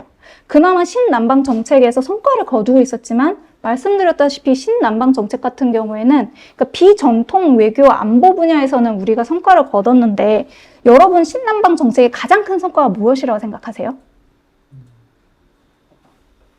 무역 수지 확대? 한 바퀴 도는 거. 정상 간 이렇게 협의 체계가 만들어지고 무역 수지 확대가 됐죠. 그게 지금 우리나라 무역 최대 국계 1, 2, 3위를 바꿀 수 있는 수준으로 나아졌나요? 그건 진짜 아니에요. 네, 그게 신남방 정책의 한계이자 동남아시아 외교의 한계입니다. 그래서 이게 전통 외교 분야에서 그리고 또 이제 크게 협력을 할 수 없는 부분이 이게 동남아는 특이하게 또 비동맹 외교 국가들도 많고 그래서 안보 지형이 우리랑 완전히 달라요. 그러니까 뭐 일본이 아니라 인도를 닮아가자라고 말씀하시는 분들이 있거든요. 그러니까 인도를 보면 정말 특이하게 박쥐외교를 너무 잘합니다. 그러니까 지금 대러 제재도 반대를 하고 있고 막 하는데도 미국이 어떻게든 포섭을 하려고 하잖아요. 근데 이게 왜 그러냐? 비동맹이라서 그렇습니다. 비동맹이고 일단은 인도와 파키스탄이 이제 핵 경쟁을 하기도 하고 여전히 이제 분쟁을 벌이잖아요. 미국이랑 중국은 파키스탄 편을 들어줬고 러시아 같은 경우에는 인도 편을 들어줬어요. 그래서 인도 입장에서는 자기 생존에 있어서 러시아가 너무나도 큰 영향을 발휘했거든요. 그러니까 인도가 핵 개발을 했을 때 제재가 가해집니다. 근데 이때 경제적으로 도움을 준 게 러시아였습니다. 그러니까 당장 우크라이나 사태가 발생했는데 인도가 러시아 제재를 동의할 수 없는 거예요. 그러니까 이런 지정학적인 고려를 해야 됩니다. 그러니까 우리나라랑 환경이랑 조건이 너무 달라요. 그러다 보니 이제 너무나도 아쉽게도 뭐 미국이 막 청구서를 들이밀고 방위비 분담금 계속 요구하고 하는 상황에서 우리가 이제 얻어낼 수 있는 게 생각보다 많지는 않습니다. 근데 그럼에도 불구하고 문재인 대통령이 정말 잘한 것은 제가 아까 전 말씀드렸다시피 한미일 미사일 지침 개정이라든지 이게 완전히 이제는 그 한미일 지침은 사라졌어가지고 우리가 이제 위성을 발사할 수 있다든지 그런 환경들이 조성이 됐거든요. 그러니까 그런 성과들은 이뤘습니다. 그런 성과를 이룰 수 있었던 건 아까 전에도 말씀드렸지만 트럼프 대통령의 변수를 고려해가지고 트럼프 행정부의 외교정책 우선순위를 파악을 하고 한국 국방 강력 강화는 생각보다 미국이 지금 트럼프 행정부가 좋아하는 거니까 이거를 가지고 오고 우리가 경제는 좀 이제 협상을 해가지고 방위분담금 그래서 그때 올렸고요. 그리고 FTA 개정 과정에서도 생각보다 그러니까 이거는 이제 트럼프가 선거 전에 좀 많이 활용을 하려다 보니까 우리 기업의 피해를 최소화하면서도 외관상 이익을 극대화할 수 있는 방향으로 조정을 해갔습니다. 그렇기 때문에 이제 실익도 큰 성과도 거뒀었어요. 그러나 이제 지소미아는 너무나도 핵심 안보 사안이었어가지고 이제 우리나라가 타격을 입었고 그 이후로 미일 협력은 강화되고 있고 우리나라도 한미 동맹 강화하고 있는데 계속 이제 미국에 북한과 좀 협의를 해라 하면서 설득을 해야 되는 상황이었죠. 그런 이제 어려움들이 너무 많았습니다. 이 지소미아 협의 과정에서 이제 그 비하인드 스토리를 이제 말씀드리자면 그때 너무 정말 슬펐었던 게 이제 우리나라가 미국에 먼저 지소미아 종료를 발표하려고 한다라고 이야기를 해요. 근데 그때 이제 미국이 우회적으로 하면 안 된다라고 얘기를 했거든요. 그런데 이거를 우리는 미국이 이해한다라고 말했다라고 이해를 해버립니다. 그러니까 레토릭을 인지를 하지 못해가지고 잘못된 선택을 하게 된 것이었죠. 그때 미국이 백악관에서 이 지소미아 종료 결정을 한 NSC 관계자를 경질해야 된다는 입장을 낼까 하고 고민을 합니다. 이거를 근데 한미 관계를 고려해서 하지 않아요. 그러니까 그 정도로 좀 심각했던 상황이었습니다. 종료와 이게 갱신 방식이었던 거잖아요. 네. 근데 약간 유보한 방식 아니네, 정확히. 그러니까 그래서 유보한다라고 발표를 합니다. 종료를 네. 원래는 하려고 했다가 네. 유보를 그러니까 종료할 수 있다 이런 식으로 얘기를 하거든요. 그러니까 그때 정용 실장이 또 bite me 뭐 이런 식으로 막 얘기를 try me였죠. try me 뭐 이렇게 일본을 향해서 얘기를 하는데 이게 일본을 향한 조치가 아니고 미국을 향한 조치라는 걸 간과를 해버렸어요. 그래서 그때 아니 그거를 몰라요. 저도 그게 좀 의아합니다. 그러니까요. 네, 저도 왜 이런 판단 미스가 있었는지 저도 좀 의아했었던 게, 네, 그러고 나서 NSC 원래 미국이 주도해서 했다라는 거는 외교에 모두가 알죠. 같은 사람도 아는 얘기인데. 그러니까 근데 이제 미국이랑 얘기를 했었을 때 한국의 상황을 이해한다라고 얘기를 했었으니까 반발하지 않을 거라고 생각을 한 것 같아요. 근데 이제 정말 판단 미스였죠. 네, 그래서 그 이후로 우리나라 청와대 국가안보실 분 중 한 분이 갑자기 언론에 나오지 않는 상황이 생깁니다. 그래서 이분은 제가 거론하지 않겠는데, 네, 그런 식의 이제 부분이었습니다.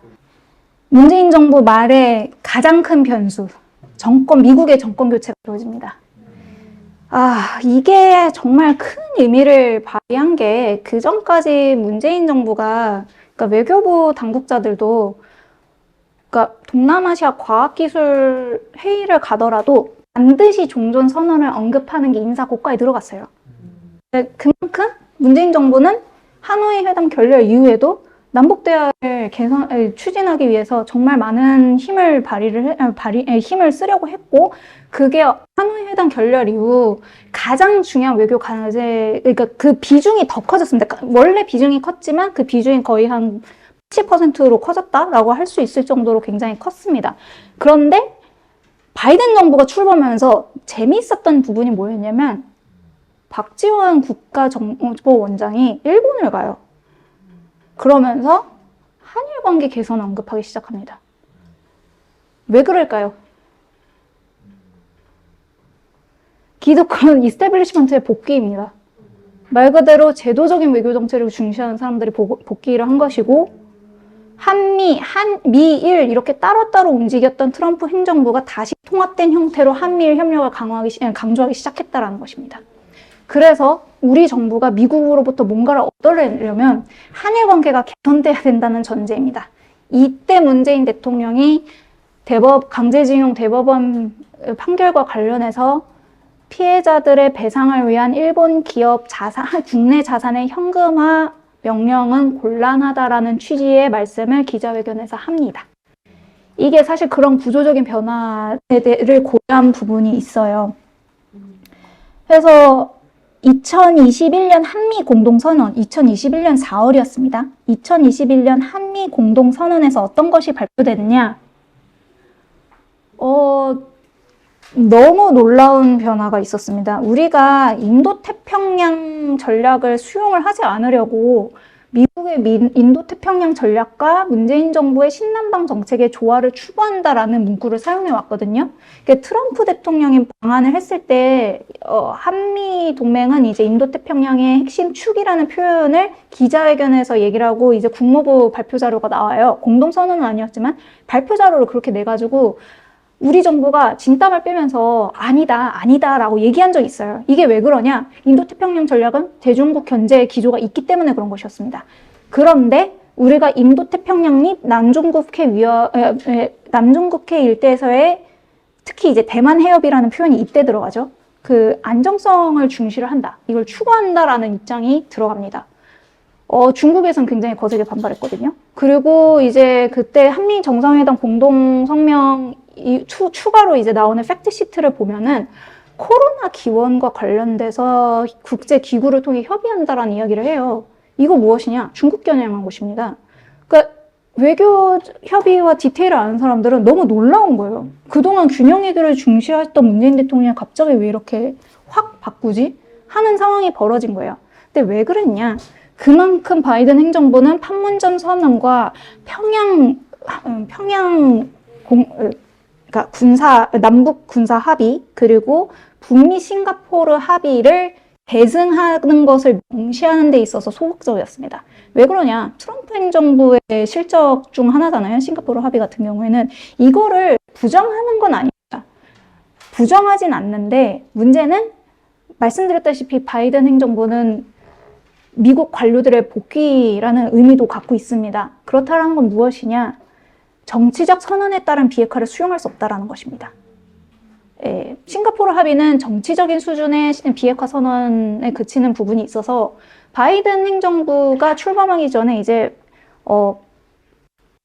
블링컨 국무장관도 그렇고 웬디 셔먼도 그렇고 바이든 대통령 본인도 이제 그 제야에 있었을 때 싱가포르 합의를 굉장히 거세게 비난을 해요. 그만큼 소극적이라는 것입니다. 그리고 이제 바이든 대통령이 외교위원회에 계속 소속돼 있었기 때문에 이 절차에 대한 이 외교 정책, 제도화된 외교 정책에 대한 중요성을 제도적인 외교에 대해서 굉장히 중시하는 경향이 있어요.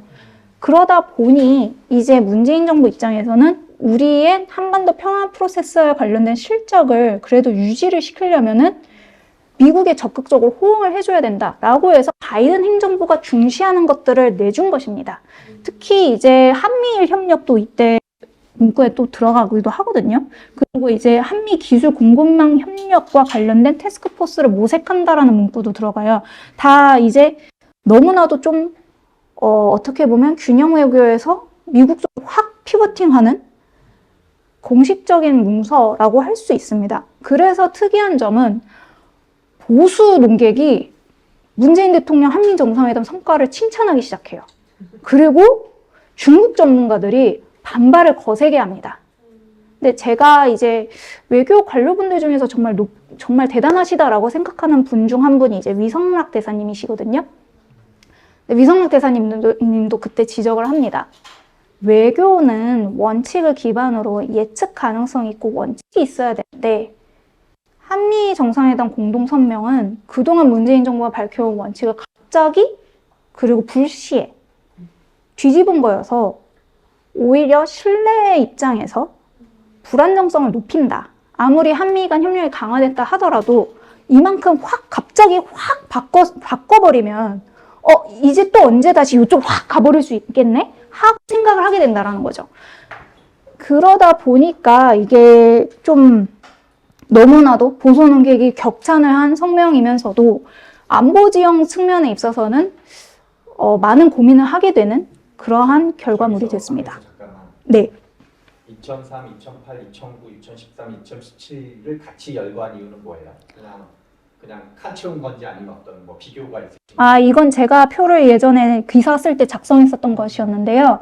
이게 그만큼 문재인 대통령이 미국의 핵심 이익에 부합을 하는 움직임을 보였었다는 취지에서 22년과 나머지는 다른 거예요, 지금? 지난 27년하고 네. 2017년하고 2021년 두 개를 비교하기 위해서 그런 건가요? 저 인포그래픽 네, 그렇죠. 통으로 갖고 온 거예요. 이 필요해서가 네. 아니라 본인이 이미 만들어 놓은 게 있으니까. 예, 제가 만들어 놓은 걸 가져온 겁니다. 네. 그러면 21년과 나머지가 뭐 차이가 있는지 그냥 그러니까 일단은 22년 차이가 많이 나긴 하는데. 네. 조등을 부르 지금 알고 있어요. 그러니까 일단은 21년만 이번 2021년 당시에 만들었기 때문에 좀 더 디테일합니다. 이제 2021년 부분은 네. 오려서 있어도 지금 설명하는 거는 같은 정도인 거죠? 네네. 근데 2021년은 이제 그때 2021년 당시에 만들었기 때문에 좀 더 디테일한데, 예, 더 디테일한데, 이렇게 그 2003년부터 쭉 보여드린 이유는 보시다시피 구성을 보면, 네, 구성을 보면 이게 카메라 너무 뚜렷해요.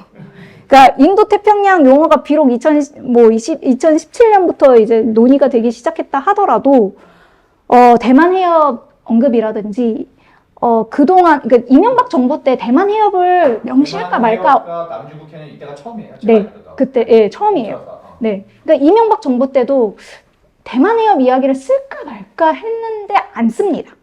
그만큼 이거는 중국의 핵심 이익을 건드린다라고 생각해가지고 외교 관료들이 적극 보류시켰거든요.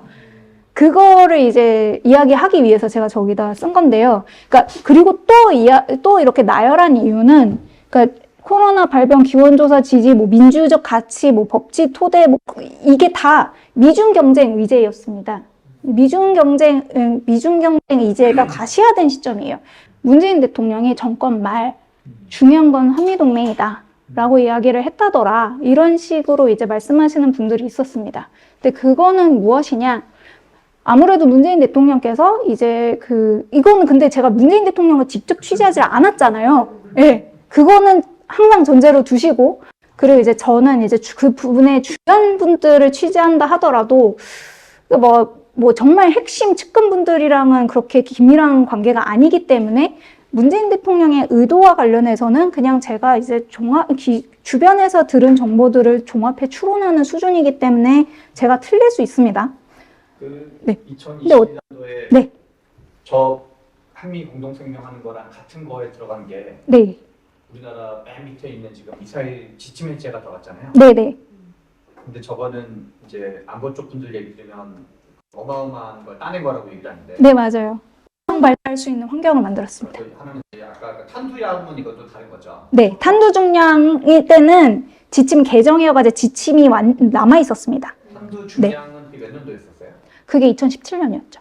지금 문재인 정부 때부터 미사일 관련된 건 좀 두 개를 네, 따냈는데, 네, 논 기자님이 생각하시기에는 네, 뭔가 대만 해협이라는 건 어떻게 보면 다른 외국들도 다 쓰는 정도의 표현을 쓴 거긴 하잖아요. 네, 그러니까 좀 더 쓰기보다는 일본이나 유럽이나 네, 뭐 중국이랑 사이좋게 지내는 나라도 다 쓴 표현을 쓴 건데 네, 아마 그동안 안 쓰다가 쓴 건데 처음으로. 네. 그거를 더하기 빼기 해보면 좀 어떠세요? 그러니까 저거 미사일 지침을 우리가 이제 외교라는 게 빠트를 하는 건데 네. 하나 상대방이 원하는 거 내준 거랑 우리가 원하는 걸 갖는 거가 있냐 없냐가 중요한 건데. 그러니까 주고받기는 했는데 미사일 지침 해제라든지 이제 저희 보면은 뭐 원자력 공동 진출 뭐 이런 부분도 있잖아요. 네. 이게 그러니까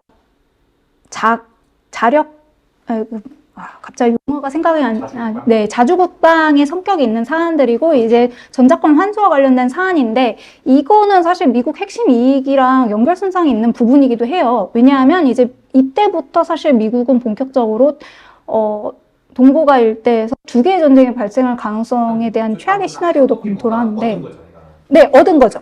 근데 이제 얻은 건데 대만 해협과 관련된 언급 자체가 갖고 있는 외교적 함의라든지 그리고 이제 코로나 기원 부분이라든지 인도 태평양과 관련된 명시에 있어서 플러스 마이너스를 해보면 사실 안보지형적인 측면에서 근데 이제 그거를 보면서 대조하는 거죠. 문재인 행정부가 그동안 추구해왔던 외교 기조가 무엇이었냐라고 했었을 때 리스크를 굉장히 많이 감수한 부분이 있었습니다. 그래서 어떻게 이야기를 해야 될까요? 이 미사일 지침 해제가 플러스 마이너스가 있는 게 또 정찰 위성이라든지 이런 위성 발사를 할 수 있는 환경이 조성된 부분도 있는데, 이 미사일 지침 해제 개정이 이루어졌을 때 사실 중국이 주시하고 있다라는 취지의 그 발언을 해요. 다 잡죠. 군사적으로. 네, 그렇죠. 네. 중요한 건 이제 네, 중국의 안보 지형에도 영향을 끼칠 수 있는 거거든요. 그래서 우리에게 플러스이면서도 한중 관계로 고려했었을 때 조금 섬세하게 접근해야 되는 상황이었던 것입니다. 그렇기 때문에 대차대조표를 만든다라고 했었을 때, 뭐라 해야 될까? 우리나라 국익, 저는 솔직히 근데 이 방향이 맞다고 생각하긴 합니다. 근데 이건 왜 그러냐면, 그러니까 말씀드린 대로 조약상 우리나라는 굉장히 이제 한미동맹을 기반에 두고 외교를 펼칠 수밖에 없는 구조에 있습니다. 그렇기 때문에 이렇게 하는 것이 최선이었다고도 저는 생각을 하거든요. 그러나 이제 제가 말씀드리는 건 그동안 이제 그 앞선 2020년까지 문재인 정부가 견지해왔던 외교 지형과 외교 기조랑 비교를 했었을 때 너무나도 큰 움직임이었기 때문에 그걸로 인해 발생하는 불안정성은 높아졌었다라는 것이죠. 그러다 보니까, 그리고 제가 말씀드린 말씀드렸다시피, 근데 이제 불안정성은 신뢰와 직결이 되고 정보 공유와 관련이 있습니다. 그래서 이 부분가 있어서 이런 아쉬운 점이 있었다라는 부분을 말씀드리고, 그래서 정리를 하자면 문재인 정부의 외교는 장점이 여론의 지지를 힘입는 대외 메시지를 발신하는 데 굉장히 능했고, 그 여론을 예민하게 반응을 했었습니다. 특히 대외 정책에 있어서 여론이 어떻게 지지를 해줄 수 있는지도 고민을 많이 했었고, 어떤 게 우리나라의 이익일까 하는 부분에 대해서 수기하는 과정을 또 보여줬어요. 그래서 외교 정책을 펼칠 때 그러니까 여론을 설득하는 과정을 거쳐왔습니다. 그런 부분에 있어서 그러니까 문재인 대통령이 한반도 평화 프로세스와 관련돼서 소신을 갖고 있었다라고 하지만 어쨌든 수기 과정을 거치고, 그러니까 한반도 대북 정책과 관련돼가지고 이제 남북 대화가 우선이다라고 주장하시는 분들은 오히려 문재인 대통령의 외교가 너무 소극적이었다라고 이야기를 많이 해요. 그 이유가 항상 수기 과정을 거쳤고, 외교 안보 지형을 고려했었을 때 전향적으로 나서지 않았기 때문입니다. 그런 부분에서 현실적인 부분도 있었고, 그러면서도 남북연락사무소 개설할 때도 미국이랑 일본이 굉장히 반대를 많이 했었고 힘든 협의 과정이 있었거든요. 그 힘든 협의 과정 때문에 만들어진 게 한미 워킹그룹이라는 것이었고요. 그런 부분들에 있어서 외교적인 협의 채널을 만들어가지고 우리가 원하는 바를 추진하기 위한 창구도 만드는 노력도 있었고 했었습니다.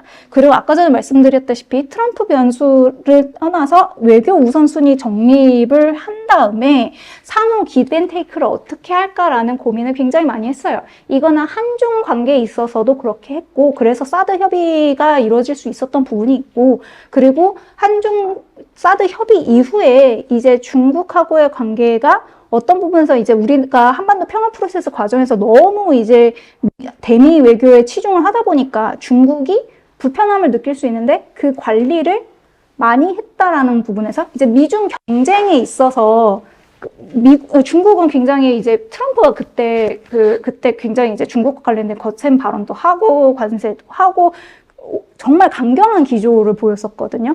근데 그때마다, 그리고 이제 한미 정상회담이 이루어질 때마다 조금씩 미국 편으로 한국을 끌어들이려고 제스처를 취했어요. 그때마다 문재인 정부는 이거를 마사지하는 메시지를 보내려고 하고, 그리고 한중 고위급 협의가 한미 정상회담 이후에 항상 열리고 하는 식으로 이루어졌습니다. 이게 이제 결국 한중 간의 정보 공유를 중국이 중시한다는 점을 인지를 하고 이용을 한 것이거든요.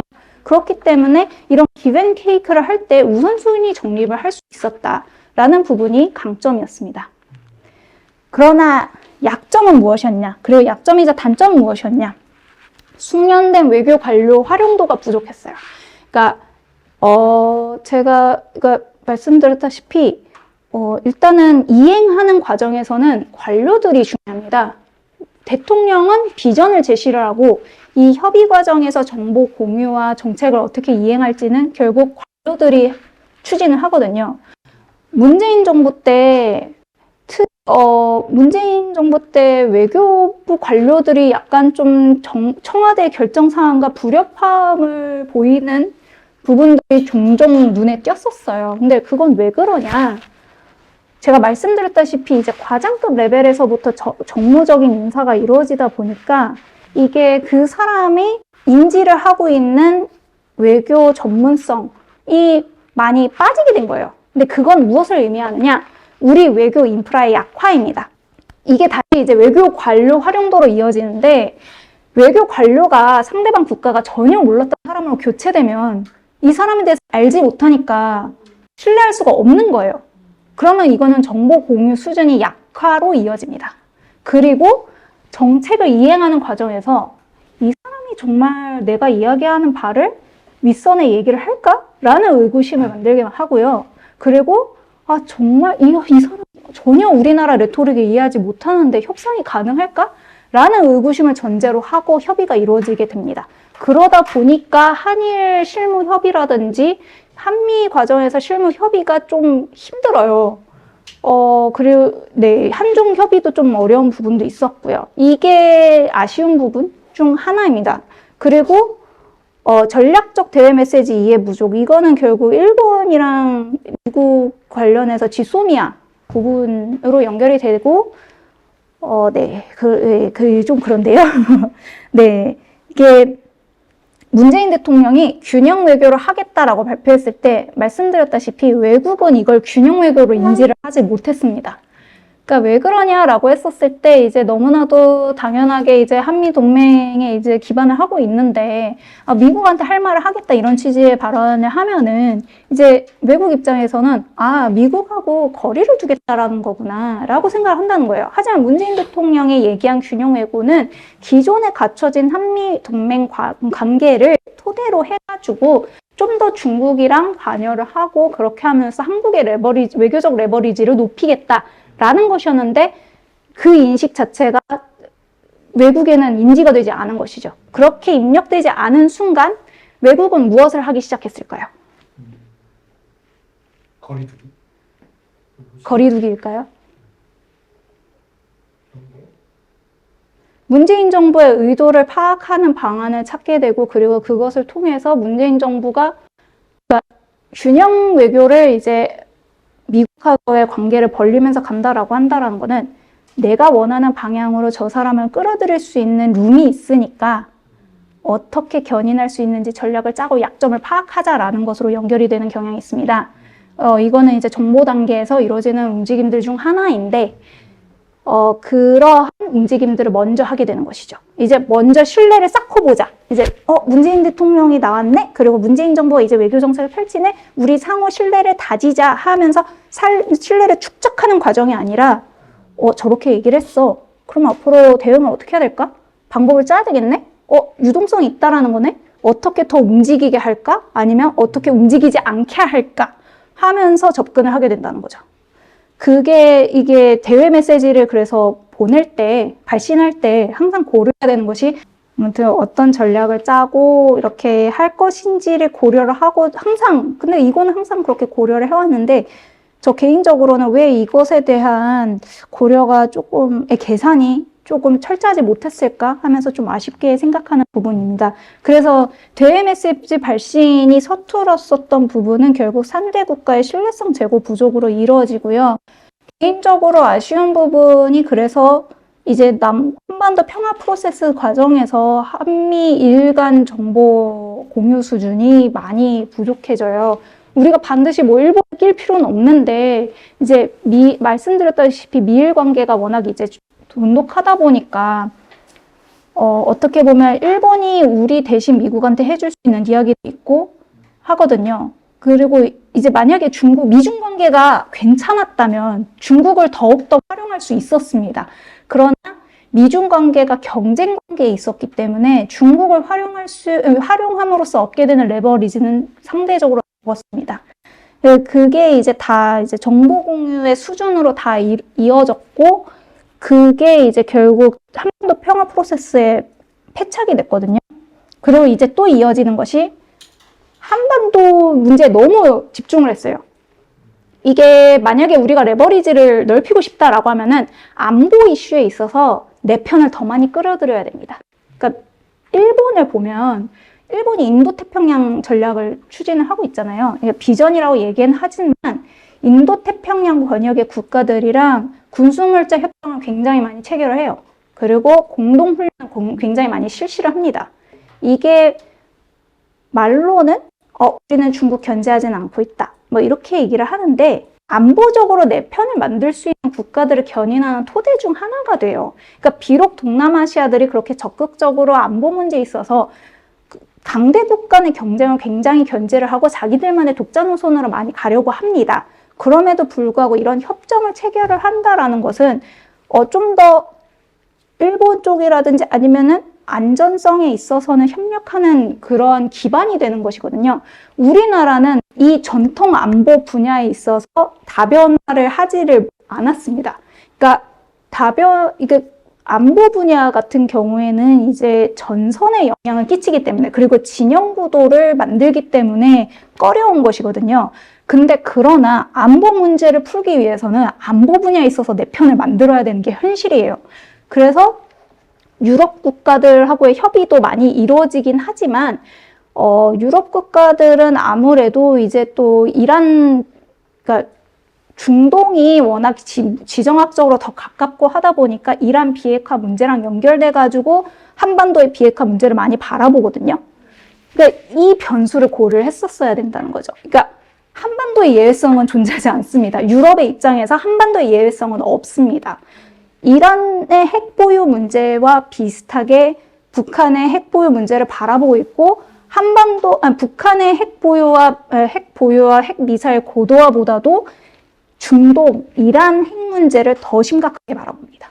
이 경중을 이해를 하고 접근을 하고 내 편을 만들었어야 됐는데 그게 이루어지지 못한 것이죠. 그래서 그것이 항상 좀 아쉬운 점으로 남아 있습니다.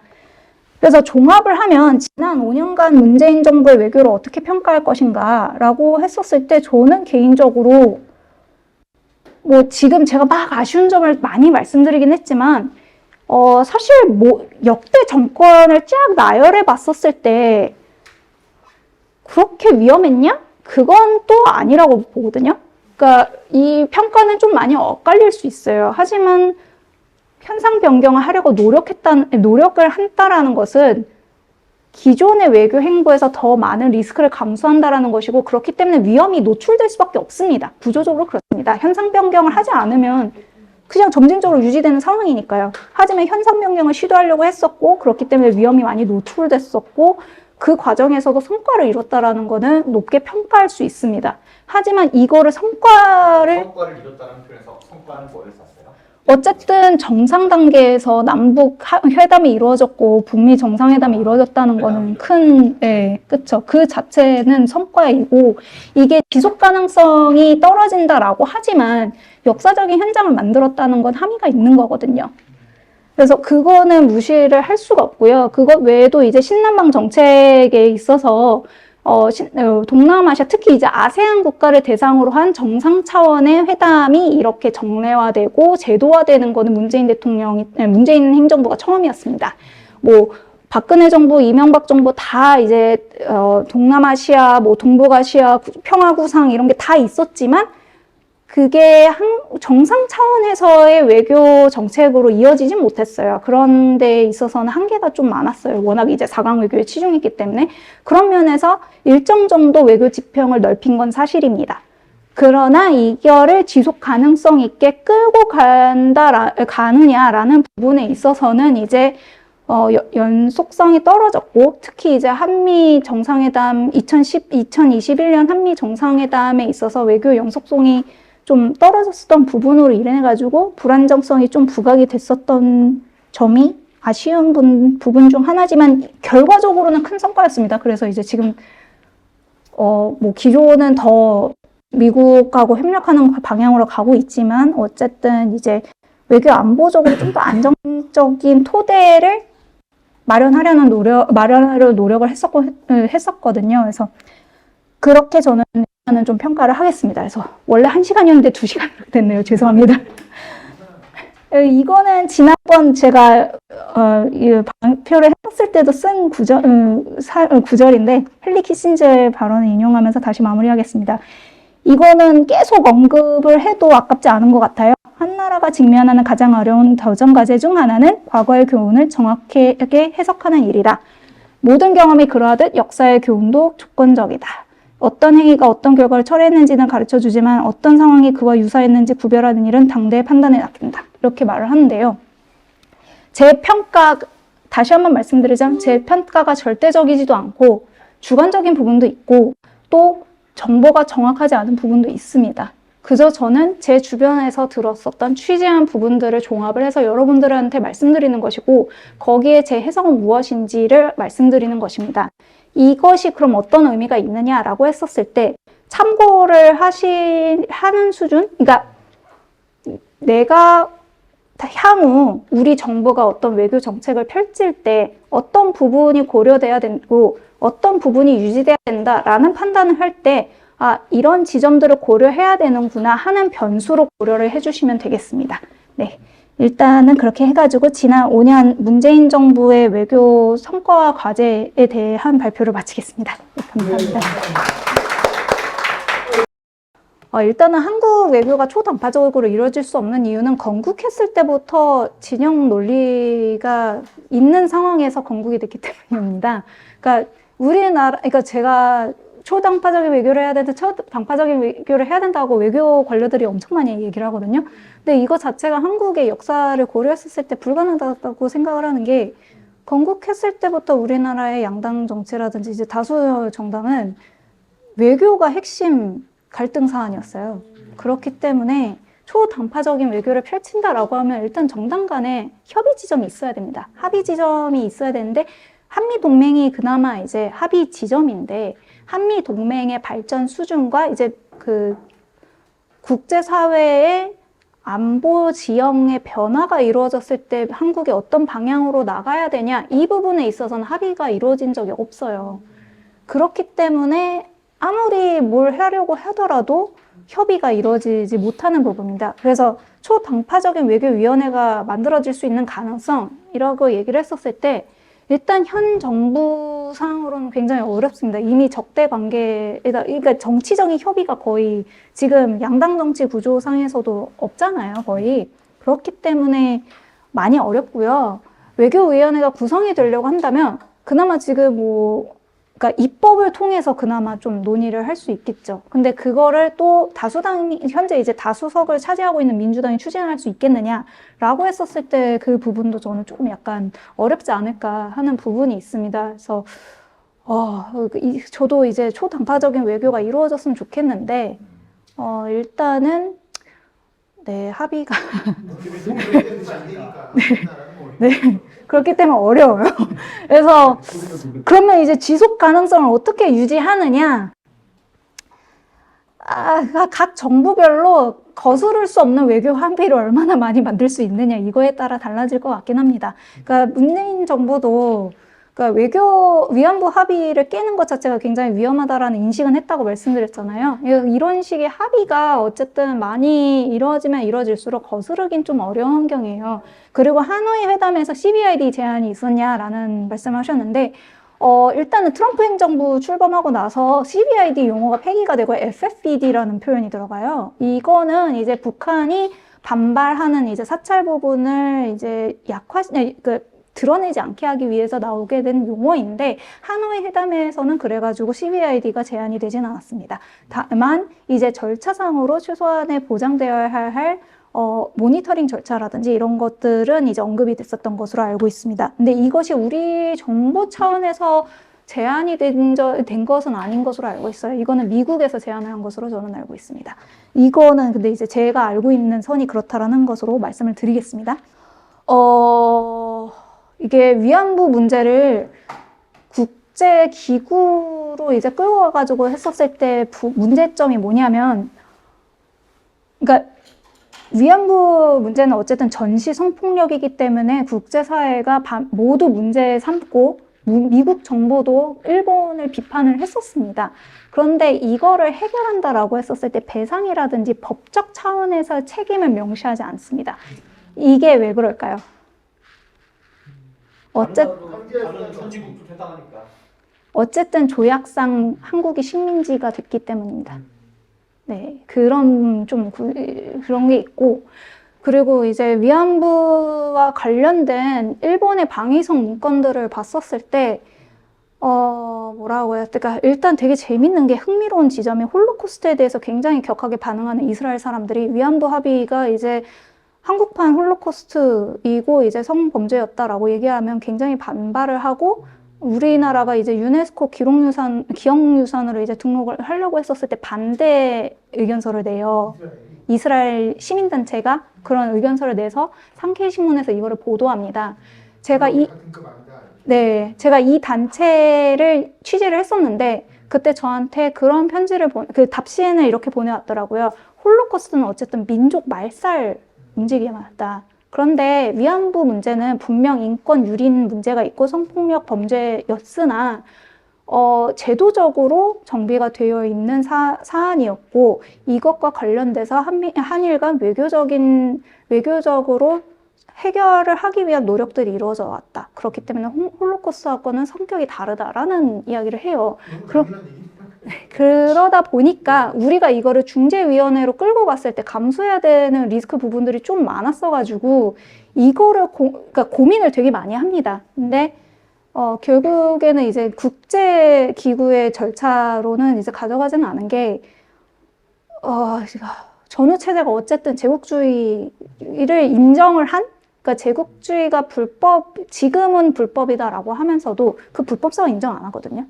그러니까 뭐 독일이 그나마 이제 아르마니아에 뭐 배상을 한다라고 하지만 이게 우리나라 언론에서 배상이란 표현을 쓰는데 배상이 아닙니다. 그러니까 위로금이란 표현을 쓰거든요. 독일이. 네.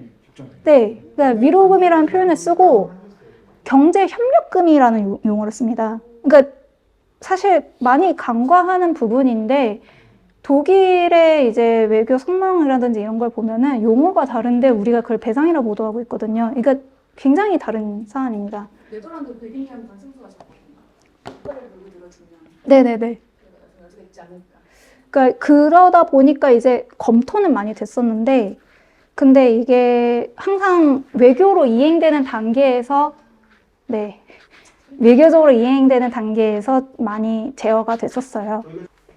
그러니까 문재인 정부도 좀 이 부분을 어떻게 해결해야 될 것인지 계속 고민을 한 것 같습니다. 그러니까 그 고민의 수기 과정이 너무 길었고, 그 과정에서 사실 일본이랑 좀 적극적인 소통이 이루어져야 되는데, 그러니까 외교부 외무성 차원의 협의는 좀 많이 이루어졌어요. 근데 청와대와 총리실 차원의 협의가 이루어지지 못해가지고 불신이 깊어졌습니다. 더구나 아베 총리는 말씀드렸다시피, 우파적인 성향이 점점 심화되는 상황이었고 위안부 합의가 사실 아베 총리도 나름 정치적인 리스트를 감수하고 발표한 것이었거든요. 그래서 그것과 관련돼서 역풍을 맞은 상황에서 강제징용과 관련된 대법원 판결도 있었다 보니까 문재인 정부가 수기하는 과정에 대해서 반감이 더더욱 커진 거예요. 그러다 보니 이제 협의가 진전을 보지 못하는 상황이었고 아무리 문재인 정부가 시간을 끌고 좀 협의를 하려고 하더라도 이루어지지 못했고 결국 이제 수출규제 발표가 이루어진 것이었죠. 저도 이 부분을 정말 많이 고민을 했었는데 제가 보기에는 한 나라가 될 수가 없고 호주라든지 아니면은 유럽이라든지 이렇게 복수의 나라들을 어떻게든 그러니까 프랑스의 외교가 그래요. 프랑스 마크롱 대통령이 중국 갔었을 때 막 논란이 많았잖아요. 그런데 프랑스는 자신의 강대국 지위를 어떻게 유지하냐 다자 외교 중심으로 움직입니다. 그러니까 강대국 사이에서 자기의 레버리지 마련하는 게 다자 협의체를 무조건 많이 만든다. 그리고 이거를 내가 다자 협의를 다 주도를 한다. 그렇게 해가지고 내 이야기를 들어줄 수 있는 나라들을 어쨌든 복수로 다 만들어버리는 거예요. 그렇게 해가지고 발언권을 행사할 수 있는 룸을 많이 만드는데 그게 이제 샤를 드골 대통령의 좀 외교 전략의 일부이기도 했고 마크롱 대통령이 추구하는 외교 방향성도 좀 그런 부분이 있습니다. 대신에 이제 다자 외교를 펼치면서도 프랑스가 정말 강조를 하는 게 유럽 연합의 유지예요. 그러니까 복합 협의체를 유지함으로써, 그러니까 프랑스 단일로는 힘을 발휘하기 어렵다. 그러니까 다자 협의체를 중심으로 공동으로 움직여야지 내 발언권이 더 힘이 실린다라고 하는 것이죠. 이 부분을 우리가 좀 착안을 해가지고 움직일 수 있지 않을까. 그렇게 하면은 레버리지를 높일 수 있지 않을까 하고 생각을 합니다.